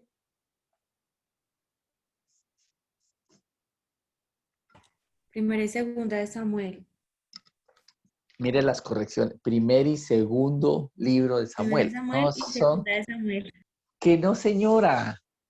Que así no. Que no es carta. ¿Qué libro? Primer y segundo libro de Samuel. Después sigue ¿quién? Primer y segundo libro de Reyes. Ay, aleluya. Nos ¿No? corregimos en eso. Sí, sí, así está bien. Primer y segundo libro de Reyes. Después, Primer y segundo libro de Crónicas. Crónicas. ¿Listo? Después, Esdras, uno de mis después, favoritos. Esdras, Nehemías. Nehemías, todos ellos. Entonces, ¿hasta dónde leíste? Primer y segundo libro de Reyes, primer y segundo libro de Crónicas, primer y segundo libro de Samuel. Hasta ahí llegó el antiguo. Ya. Porque cada profeta tienes que irlos metiendo entre esos libros. Y ya les voy a explicar por qué. Entonces, hasta ahí. Ahora, ¿sí ve lo cortico que es el Antiguo Testamento? Entonces, ya metí a Ruth, lo metí dentro de jueces, en el tiempo que gobernaban los jueces. Si no me creen, ¿quién quiere leer capítulo 1 del libro de Ruth? Alguien.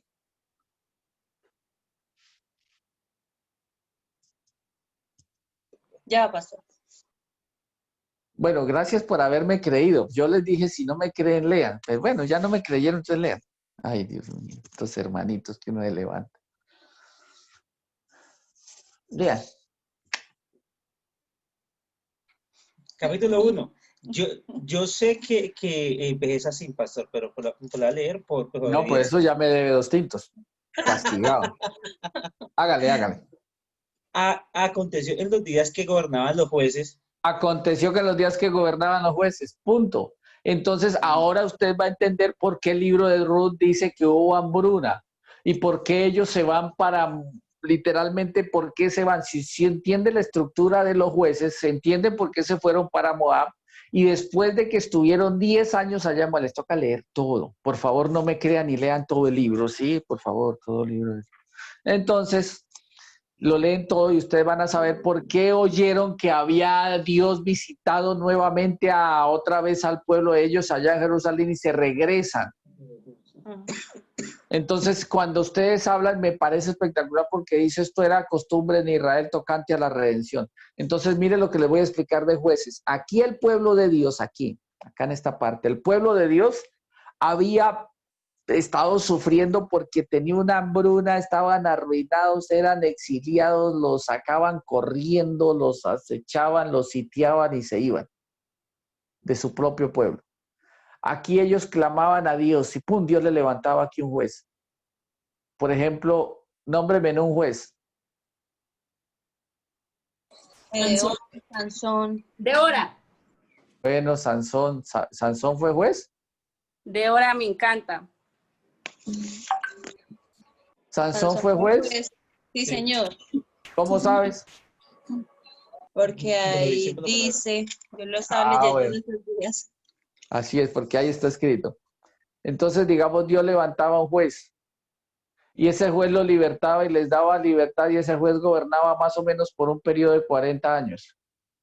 Y había otra vez prosperidad porque el pueblo se arrepentía por causa del juez y entonces ellos volvían a tener tanto, tenían que, pum, aquí otra vez se olvidaban de Dios y aquí llegaba otra vez Dios, levantaba otro pueblo, los sitiaba y otra vez aquí sufrían hambre y otra vez se volvían a Dios, pum, levantaba otro juez y así sucesivamente por el número de jueces y cuente por número de jueces por 40 años, ¿cuántos años duraron dando vueltas esta gente?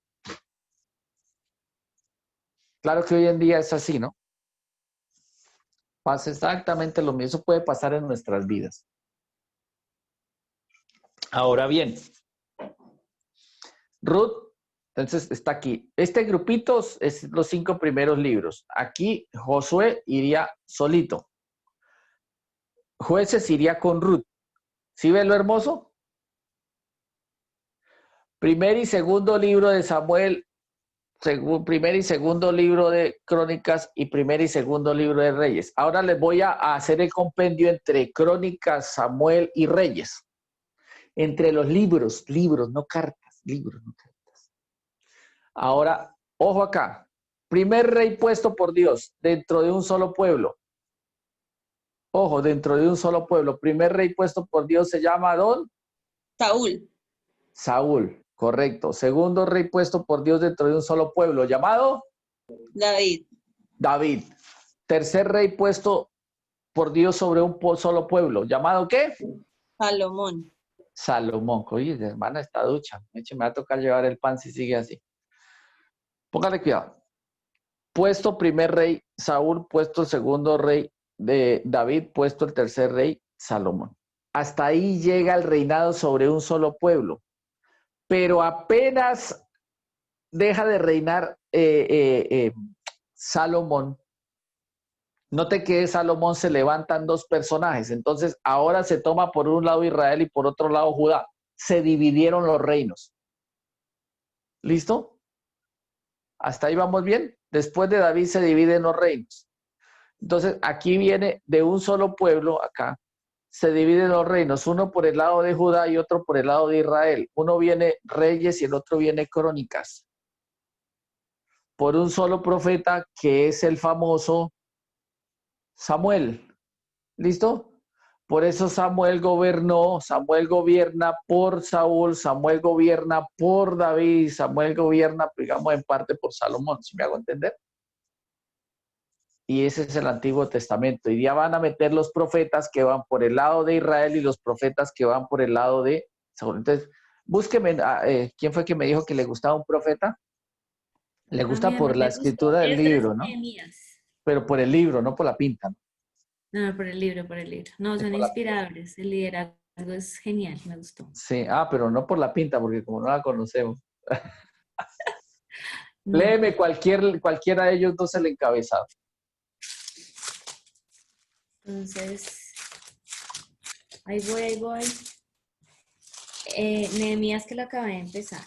Bueno, Dice, palabras de Nehemías, hijo de Acalías, aconteció en el mes de Kisleu, ojo, es Kisleo, ¿en el año qué?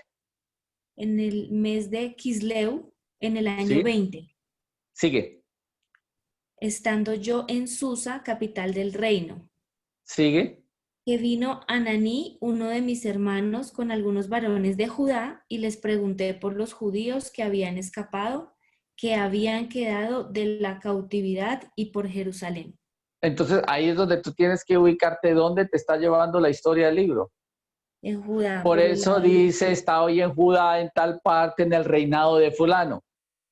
Pastor, pero me Ah, perdí aquí en un pedacito. En estos que son los dos aquí, está bueno, en el centro está Saúl, David, Salomón. Por un lado Judá y por el otro lado Israel. Pero no sé dónde ubicar a Samuel, si por el lado de Judá o por el lado de Israel.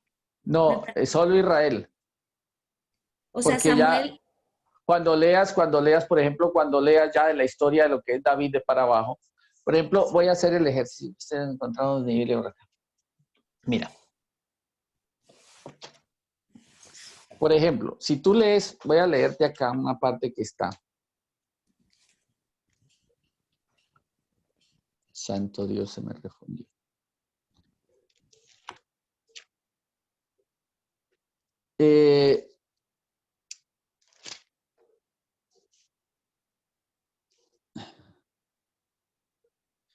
Digamos, cuando tú lees todo lo del primer libro de Reyes, note que David ya era viejo. ¿Sí ve? Entonces, la tarea tuya, miren, es muy fácil. No, es que si te la digo, después no me leen. Es muy fácil. Tú tienes que mirar cuándo muere Samuel y quién estaba en ese tiempo puesto. Y de ahí en adelante puedes saber el asunto. Mira, ¿vale? ¿Qué?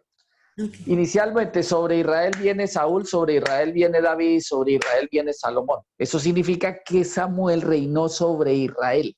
Ojo, ese es un problema grave, grave, grave que pasó con la Torá o el Talmud. Como tal ya es el Talmud.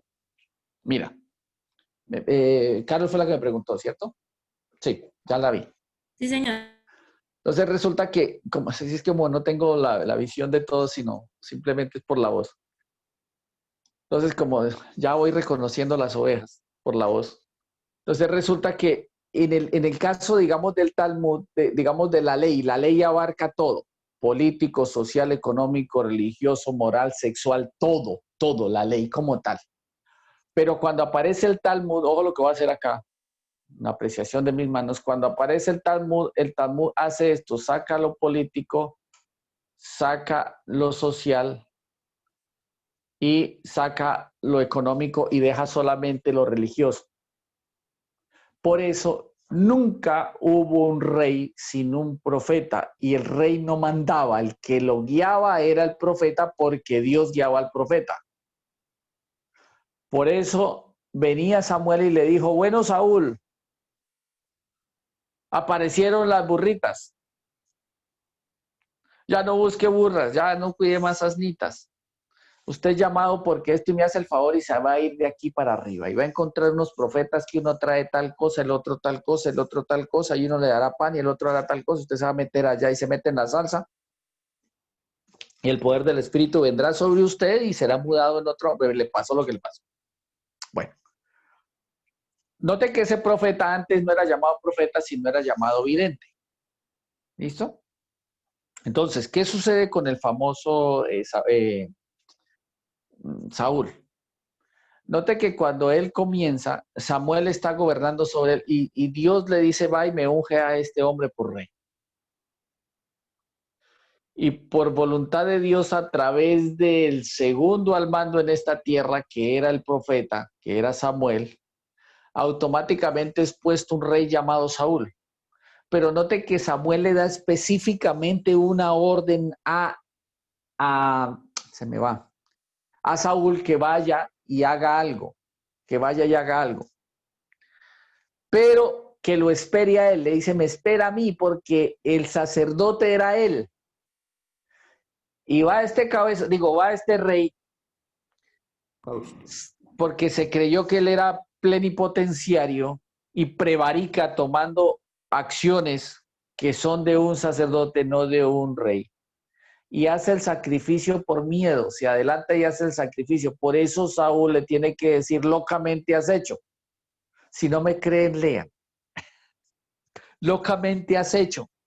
Entonces, literalmente es destituido desde ese instante, pero todavía no había sido puesto otro rey. Note que David es ungido por rey, separado para ser rey, que era el chiquitico ese fiero, que era duro, David, ¿cierto? Que era chusquito, pero pues no era tan grande.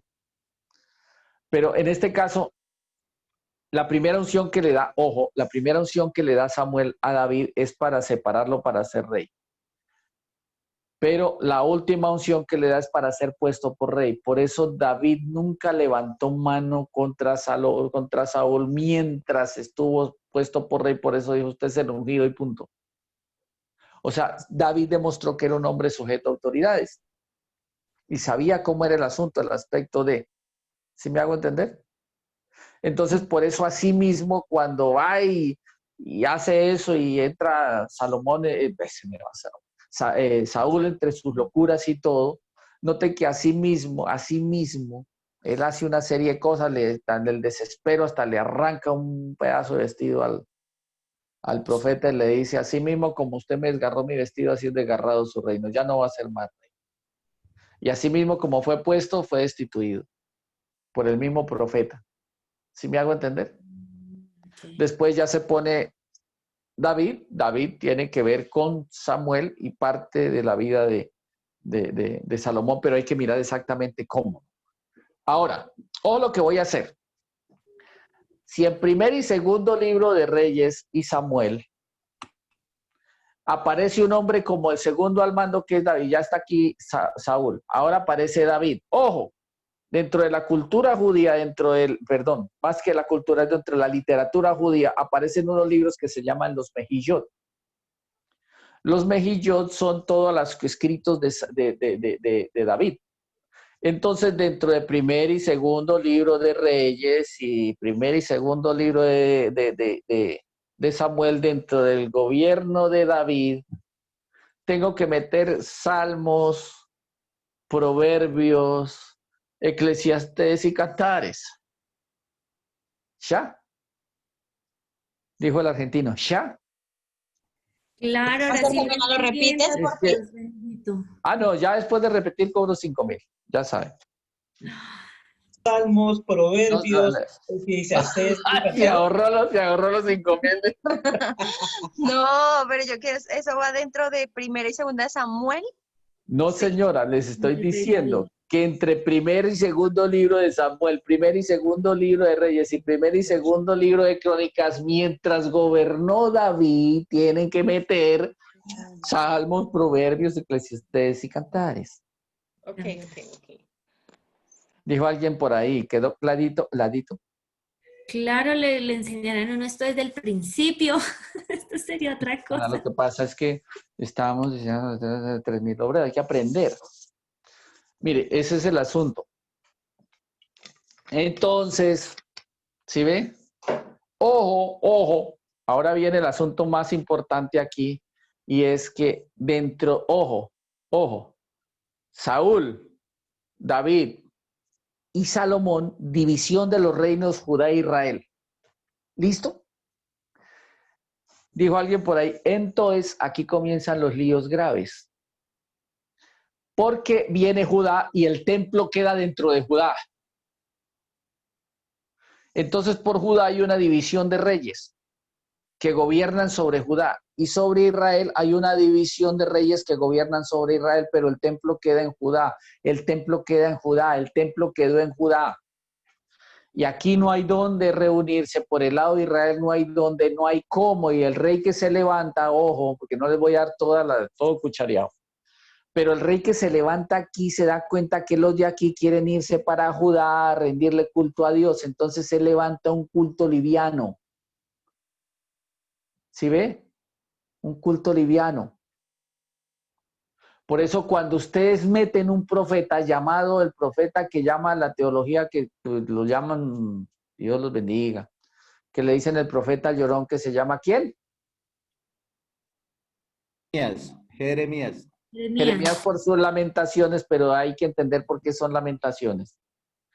Y cuando él dice, levanta Jeremías capítulo 40, no les voy a decir todo, ahí ustedes mirarán que Dios tiene que decirle a ellos, hagan la diferencia entre lo santo y lo profano dentro de mi templo. Porque el templo aquí, el que construyen aquí, el culto que construyen acá, en esta parte por el lado de Israel, era tan liviano que hasta los sacerdotes que no eran puestos por la misma línea levítica, sino fue otra línea que se desvía, tristemente hasta los sacerdotes les pusieron prostitutas sagradas. ¿Sí ve? Más de uno va a decir, uy, terrible esto. Entonces aquí les ponen prostitutas sagradas y el culto de acá es así, liviano, liviano.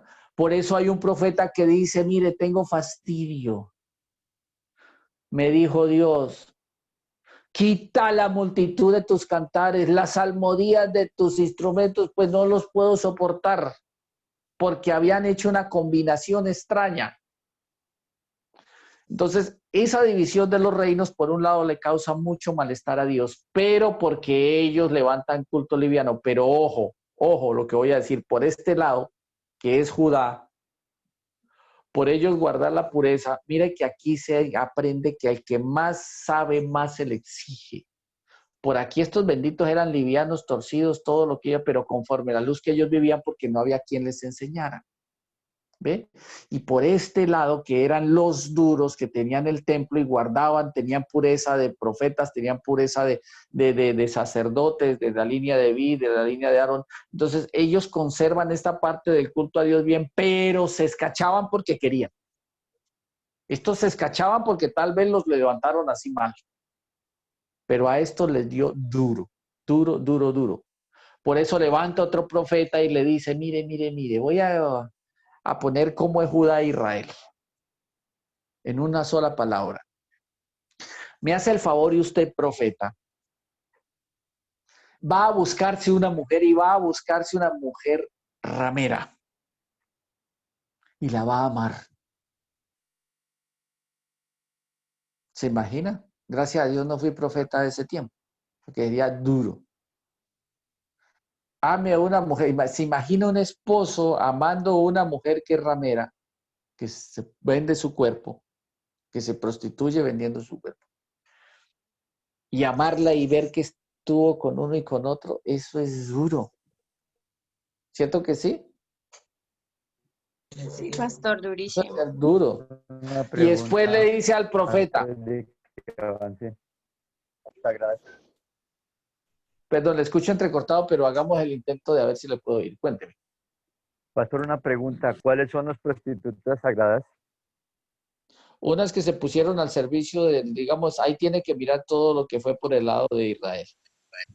Que o sea, sagradas en el sentido de que solamente era al servicio de los sacerdotes, ¿no? No significa que fueran sagradas, ¿no? Sino que ese era el término que ellos usaban. ¿Listo? Bueno, sigamos. Entonces, ¿qué sucede en este caso? Si nosotros miramos, Dios le tiene que decir a ese profeta, ahora vaya y ame a una mujer amada por su compañero. O sea, vaya, ame a una mujer que ame a otra. ¿Sí saben de qué profeta estoy hablando?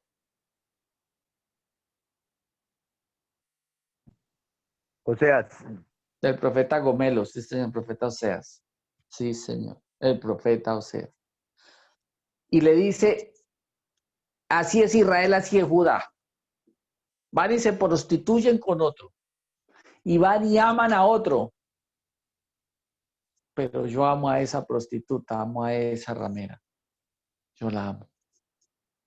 Impresionante. Ahí, cuando usted lee eso, usted se eriza, dijo Amparito, me dice de saber el amor de Dios tan grande hacia su propio pueblo. O sea, si Dios decide amar a alguien, nadie puede cambiar ese amor, ni lo alto, ni lo profundo, ni lo presente, ni lo porvenir.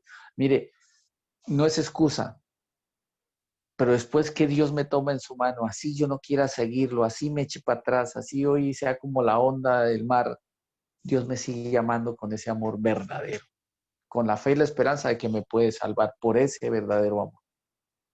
Y le dice a ese profeta, así me siento yo. Yo amo a esa mujer que va y se revuelca con otro. Yo amo a esa mujer que ama a otro.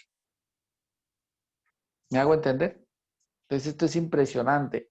Por eso Samuel, primer y segundo libro, Crónicas y Reyes, ahora tienen que ir metiendo todos los profetas, los que vienen por el lado de Israel y los que vienen por el lado de Judá, y así hasta Malaquías. Profeta mayor se le dice por el grado del escrito, y profeta menor por la cantidad del escrito, porque fue poquito. Así de sencillo. Entonces, si ustedes comienzan, voy a tomarlo por aquí, voy a mirar qué propo aquí. Vamos a tomar, por ejemplo, el famoso, ay Dios mío, va a colocar, va a comenzar por el don Isaías. Isaías era primo de un rey. Visión de Isaías, hijo de Amós, la cual vio acerca de Judá y Jerusalén en los días de Usías, Jotán, Acaz, Sedequías, reyes de Judá. Claro. ¿Por dónde va Isaías? Por el lado de Judá. Correcto. O sea que note hacia qué lado lo tengo que ubicar, hacia este lado. ¿Sí ven?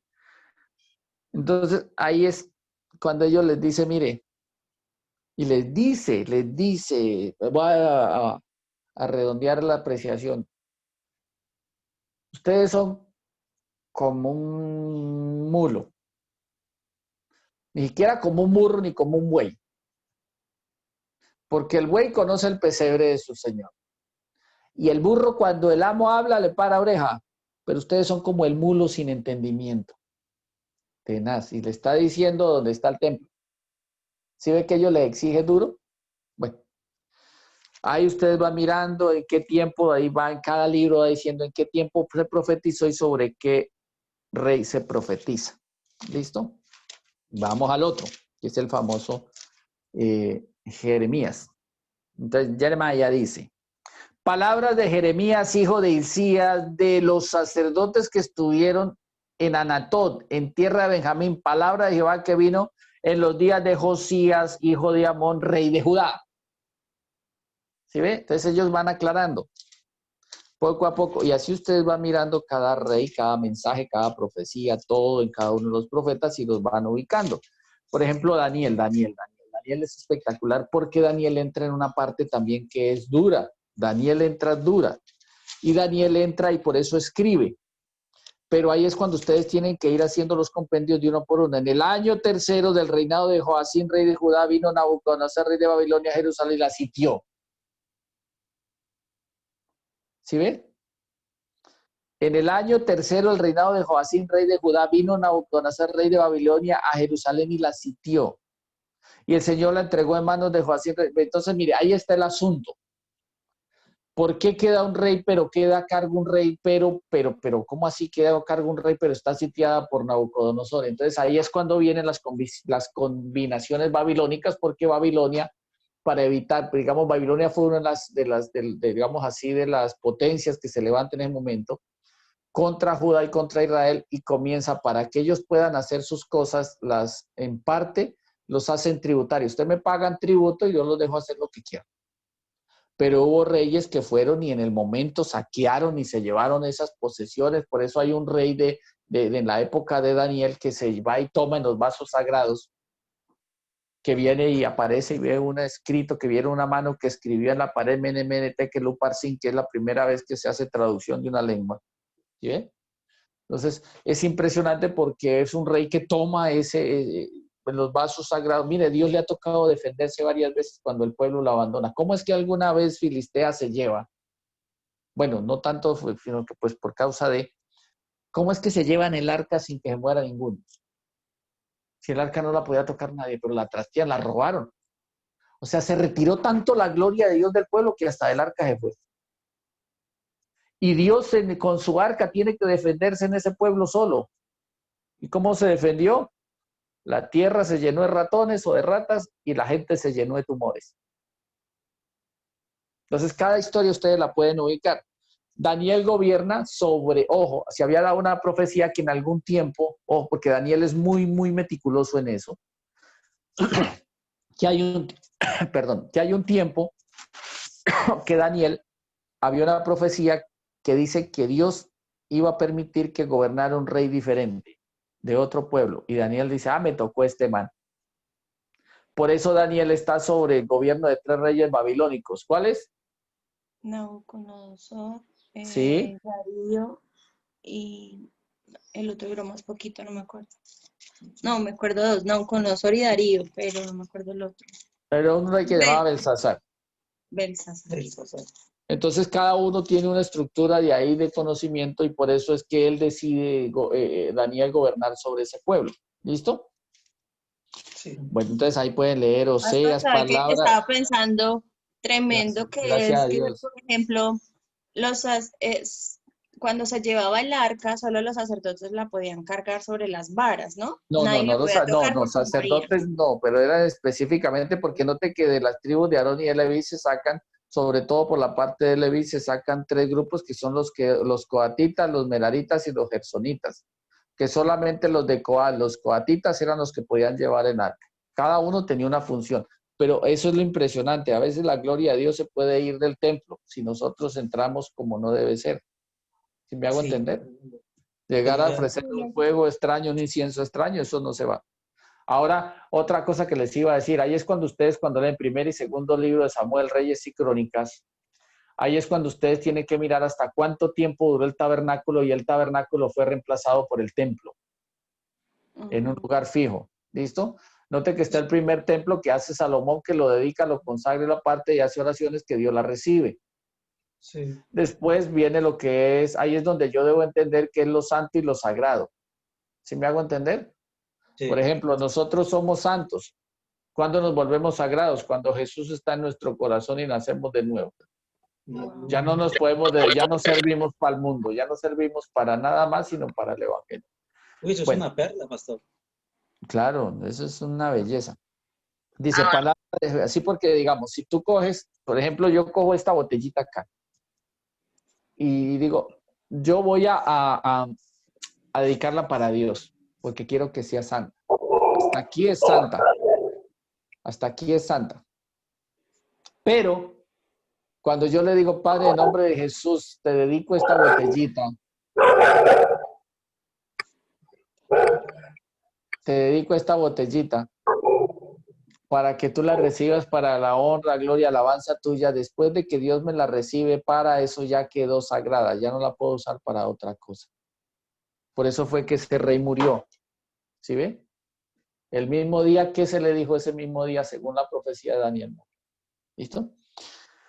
Oseas, palabra de Jehová vino a Oseas, hijo de Berí, en los días de Usía, Jotán, Acaz, Sedequías, reyes de Judá. En los días, si ve que note que más que todo es las profecías, digamos, cada profeta hay que irlo ubicando según lo que dice a él. Bueno, el Joel también hay que mirar cuándo, y las profecías de Amós también, ¿sí ve? Voy a leerle una parte de, creo que sí, Amós dice, palabras de Amós, que fue uno de los pastores de Tecoa, que profetizó acerca de Israel en los días de Usías. O sea, se note que ya él ya se va por el lado de Israel. Entonces, cada profeta hay que saberlo ubicar y ya. ¿Listo? Y no es como muy complicado. No es como muy complicado. Por ejemplo, Jonás, Miqueas, Nahum, Habacuc, Sofonías. Bueno, cada uno tiene su estructura. Cada uno tiene su estructura de dónde estuvo profetizando y a quién le estuvo profetizando. Entonces, note que la estructura del Antiguo Testamento no es delicada mirarla, simplemente es cuestión de ubicar las cosas y es muy sencilla. Es muy sencilla. Y note que al hacer este pequeño ejercicio que yo hago, a muchos les está abriendo la mente para decir, esto no es tan complejo, esto no es tan complejo. Y así nos va a evitar pensar de que como que todo, porque es que no está cronológico, todo no está escrito cronológico, no lo está. Esa es una de las pequeñas apreciaciones que es bueno tener, no está escrito cronológico. Pero ¿hasta aquí les ha parecido más fácil o más difícil? Totalmente, yo Más agradezco este fácil, espacio. más fácil. Ya Más veo fácil. la luz, te entiendo. Eso dijo el que se iba a morir, ya veo la luz. Sí, gracias a Dios por eso. Entonces, bueno. Claro, pastor. Además, porque yo quiero hacer este comentario, y tiene que ver con que muchas personas ven la Biblia compleja, y yo me he dado cuenta que no es compleja, que el Evangelio es muy sencillo, es práctico, pero digamos que yo ya lo sé porque lo tengo puesto, pero digamos que todas estas cosas, el entenderlo, el decir, mira, es que esto se ubica acá, esto, o sea, como que la gente no se afane, porque les pasa muchas veces que no, todos esos libros y eso tan enredado, y entonces el profeta llorón porque era llorón y ya. No, hay un porqué. Entonces eso me parece súper importante, en verdad. Gracias. Hoy Ponle me cuidado. voy renovada. No Esto te es vas a ir, no se acaba la fascinante, clase, pastor. no se acaba la clase, no vaya. Faltan unos minutos. Esto Bueno, es fascinante. gracias a Dios, mejor dicho, me gané otro tinto. Señor, Claro, pastor. Ya se ganó un de término. vainilla. Mira, póngale Un cuidado, Juan listo, Valdés, pastor. listo. Uy, sí. Ojo, porque quedó grabado y delante de Dios para que ha escrito, que ya con lo que Ay, nos señor. cobra no es Oiga, chantaje. Levita. Póngale cuidado. Ojo, cuando lean ustedes por ejemplo, cuando yo entendí todo esto, y vuelvo y le digo, todo es por revelación. Vale la pena estudiar la palabra, vale la pena quemarle pestaña. Cuando yo entendí el enojo de Jonás, defiendo a Jonás. Yo voy a defender a Jonás a capa y espada. Póngale cuidado. Resulta que Dios, Claro. Dios les había dicho al pueblo de Israel, si ustedes pecan contra mí, me hacen el favor y se atienen a las consecuencias porque yo me les aparto. Yo me les alejo. ¿Listo? Entonces, con esta apreciación que les voy a dar, ustedes cuando lean Jonás van a decir con razón. Y la gente dice, es que ese Jonás era desobediente, era contradictor. No, no porque conozco a la luz de la palabra la causa justa del ardor de su corazón. Ahora bien, ojo lo que ustedes tienen que leer. Se los voy a dar en mis palabras para poderlo, en otra apreciación, no digo, voy a parafrasear porque a veces malinterpretan el término, sino en mis palabras para hacerlo más comprensible. Dios le había dicho al pueblo de Israel, si ustedes pecan contra mí, yo los dejo solitos, yo me les separo. Y vendrán muchos y los van a sitiar. Por eso vino muchas veces Filistea, por eso muchas veces vino Babilonia, por eso vino Asiria. ¿Sí ve? Sobre ellos. ¿Ya? Entonces, ustedes pecaron, yo no puedo estar aquí con una parra, con esta gente pecadora. No, ustedes saben si atienden a las consecuencias, ya ustedes no tienen nada que hacer. Entonces era cuando venían otros pueblos y los subyugaban, los sitiaban, los desterraban, saqueaban el pueblo, quemaban la ciudad. Por ejemplo, en la época de Esdras y Nehemías, que son Esdras y Nehemías, que uno era gobernador y otro era sacerdote, note que ellos vuelven y reconstruyen todo, pero lo primero que hacen es levantar nuevamente el culto a Dios en el templo. Pero imagínense, los filisteos ya vivían en la casa de los judíos. No era por eso ellos dicen, con una mano teníamos la espada y con la otra trabajábamos, porque no fue fácil. Reconstruir todo no fue fácil. Ahora bien, aquí viene una apreciación grande. Si había una profecía que el templo iba a ser destruido y que iba a levantarse otro, como llaman el segundo templo, que es el mismo pero reconstruido, la profecía dice que antes de la destrucción de ese segundo templo debía de venir el Mesías. Por eso, si usted le explico eso a un judío, el judío dice, entonces, por esa regla, Jesús fue el Salvador. Porque ya la ley era que el segundo templo iba a ser destruido, en el año 70 fue destruido. ¿Sí ve? Entonces, son apreciaciones que a veces uno no mira, pero para un judío, quien en apreciación de historia, para ellos puede darse el asunto más fácil. Ahora bien, en el caso de lo que Dios les había dicho, yo me voy, me los dejo solitos, pero si ustedes se vuelven a mí, yo regreso, si ustedes se arrepienten, yo vuelvo, los bendigo y los voy a vengar de sus enemigos, de los que vinieron y los hicieron trizas cuando estaban solitos. Yo voy a vengar eso. Prometido, palabra de Jehová, y les firmo acá. Listo. Cuando Dios va y le dice al famoso Jonás, que a mí me parece muy jocoso cuando Dios todo lo que le pasa y es al único que le dice, bueno, muy bravito Jonás, como que Dios goza con él. ¿Va? Muy bravito. Pero me gusta la relación que hay entre Dios y Jonás. Ahora bien, Jonás va para un lugar a profetizar que se llama Nínive y automáticamente se le niega. ¿Por qué se le niega? Ahora vamos a comenzar a mirar la historia. Miren qué rey había en Nínive. ¿Cómo ese rey, que es la primera vez en la historia que Dios perdona a un pueblo que hace algo conforme al judaísmo, conforme a la ley, y Dios ya le había profetizado a Nínive que la iba a destruir, pero Jonás sabía qué rey había y por eso ese rey proclama ayuno? Si el ayuno no lo hacen todos los pueblos, solamente los que tienen conocimiento de Dios. Y piden, y proceden al arrepentimiento, y el rey dice, si quizás Dios se vuelva del ardor de su ira contra nosotros. Entonces lo hacen por si acaso. Pero Jonás sabía quién había ya del reinado de Nínive, y Nínive pues era una de las capitales de Asiria. O sea, Nínive tenía que sufrir las consecuencias de la ira de Dios, porque usted, Señor, dijo que usted nos iba a vengar y yo no voy a ir. Voy si usted destruya a Nínive. O sea, Jonás lo que estaba pidiendo era destruya a Nínive. Vénguenos, Señor, vénguenos porque mire todo lo que nos hicieron. En el corazón y en la mente de Jonás había dolor propio por su pueblo. Por eso él lo manda para Nínive y él se va para Tarsis, para el otro lado. Y mire todo lo que le pasa. Al final lo convence y Dios le dice, mire, esto es por misericordia, Jonás. O sea, no llene su corazón de ira. Yo lo entiendo, pero no llene su corazón de ira. Esto es por misericordia. Si usted se pone bravo por una calabacera, que usted ni la hizo crecer ni nada, no he de tener yo misericordia a esta gente que se arrepintió, que son tantos y de animales y todo. ¿Por qué se pone bravo, Jonás? O sea, aquí el que puede tomar la decisión soy yo. Pero es que usted nos prometió que nos iba a vengar. Y mire lo que nos hicieron, ¿no? O sea, tenía un dolor propio. Y al final Dios lo convence y le dice, bueno, voy a ir. Listo, está bien, va a cumplir, voy a ir. A regañadiente y todo, pero voy a ir. Y comienza a caminar 3 días. En 40 días Nínive va a ser destruida.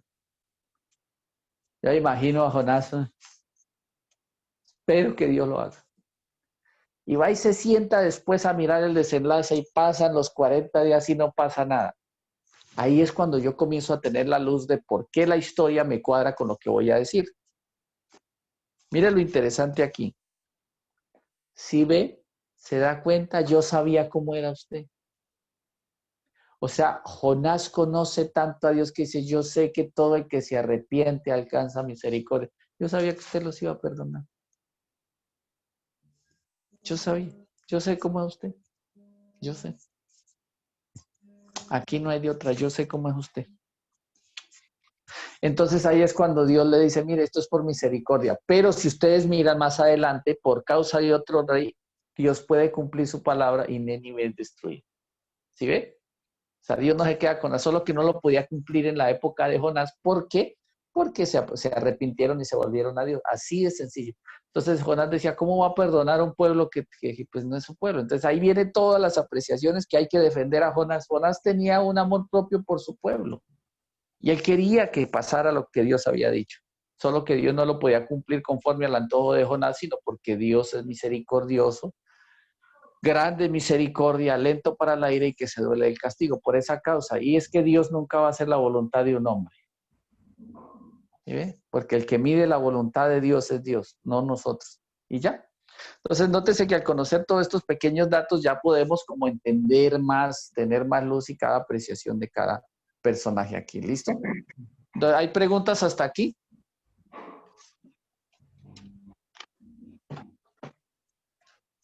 ¿No? Bueno, aprendimos. Agradecimiento total. ¿Cómo? Agradecimiento total. Con mucho gusto. Entonces, mire, gracias a Dios y ya en la próxima clase la idea es terminar con el tema de David. Ya le voy a dar rápidamente lo que son los escritos, en qué lo hicieron, todo. Y el porqué de la, pues vamos a hacerlo porque como perdimos, no perdimos, sino nos tocó aplazar una clase por causa de la entrevista que hubo el martes anterior. Entonces la idea es avanzar y habrá temas que los voy a condensar, pero les voy a dar lo principal para que podamos cumplir con las clases. Pero recuerde que mi propósito no es correr, sino que literalmente entendamos las clases, el porqué. Porque yo prefiero que una persona aprenda, no que sepa, sino que aprenda. No solamente tener conocimiento, sino que aprenda. Entonces me voy agradecido con los que dieron las gracias porque sé que aprendieron, porque sé que les sirvió la clase, porque es bueno que nosotros despejemos todo esto. Esto no es difícil ni es complicado, es por fe, pero hay que saberlo ubicar. Y ya. ¿Listo? Vamos a orar y vamos a quedar despedidos. Bueno. Padre, nuevamente te doy gracias en esta hora, Señor, por esta clase de la Biblia. Gracias a ti, Padre, porque hay apreciaciones. Que es bueno que nosotros comprendamos, oh Dios, porque tú has escrito todo y has permitido que todo se escriba, Señor, con el propósito de que a través de todos esos registros nosotros aprendamos primeramente a conocerte a ti, al único Dios verdadero, y también al Señor Jesucristo, a quien enviaste a esta tierra, siendo el hombre Jesús, para salvación y para vida eterna. A ti te damos gracias, amado Dios, por cada persona que hoy ha podido asistir, y te doy gracias, amado Señor, por cada persona que ha podido oír, Señor, en el nombre de Jesús. Gracias a ti porque sé que tú eres fiel y tú eres misericordioso con nosotros, dándonos a conocer el Evangelio y recibiéndolo por revelación y entendiendo estas pequeñas cosas que nos ayudan, Padre, a poder comprender que tu palabra es verdad, Señor, y que todo lo has dado para que hoy en día, Señor, sepamos que tu palabra es veraz, Señor, y que siempre se ha cumplido. Lo que tú has dicho lo has cumplido. Gracias por aquellos hombres que acertaron. Gracias por aquellos hombres que se equivocaron, Señor. Gracias por aquellos hombres que decidieron por amor a ti. Gracias por aquellos que también aún desobedecieron, porque de todos aprendemos, oh Dios. De aquellos que acertaron para hacerlo y de los que no lo hicieron para que nosotros nos privemos de hacerlo para no pecar contra ti. Ayúdanos cada día en el conocimiento, para que tengamos esos ojos para ver, oídos para oír, ese corazón entendido, que recibamos siempre el Evangelio por revelación. Y muchas gracias por cada persona que hoy pudo estar en clase, y los que la irán después, que no hayan podido estar, aparéjale las cosas para que se puedan adelantar en el nombre de Jesús. Gracias, Señor, te doy en esta hora. Y sigue bendiciendo nuestras vidas y supliendo para lo que resta de día, en el poderoso nombre de nuestro Señor Jesucristo. Amén y amén. Así es.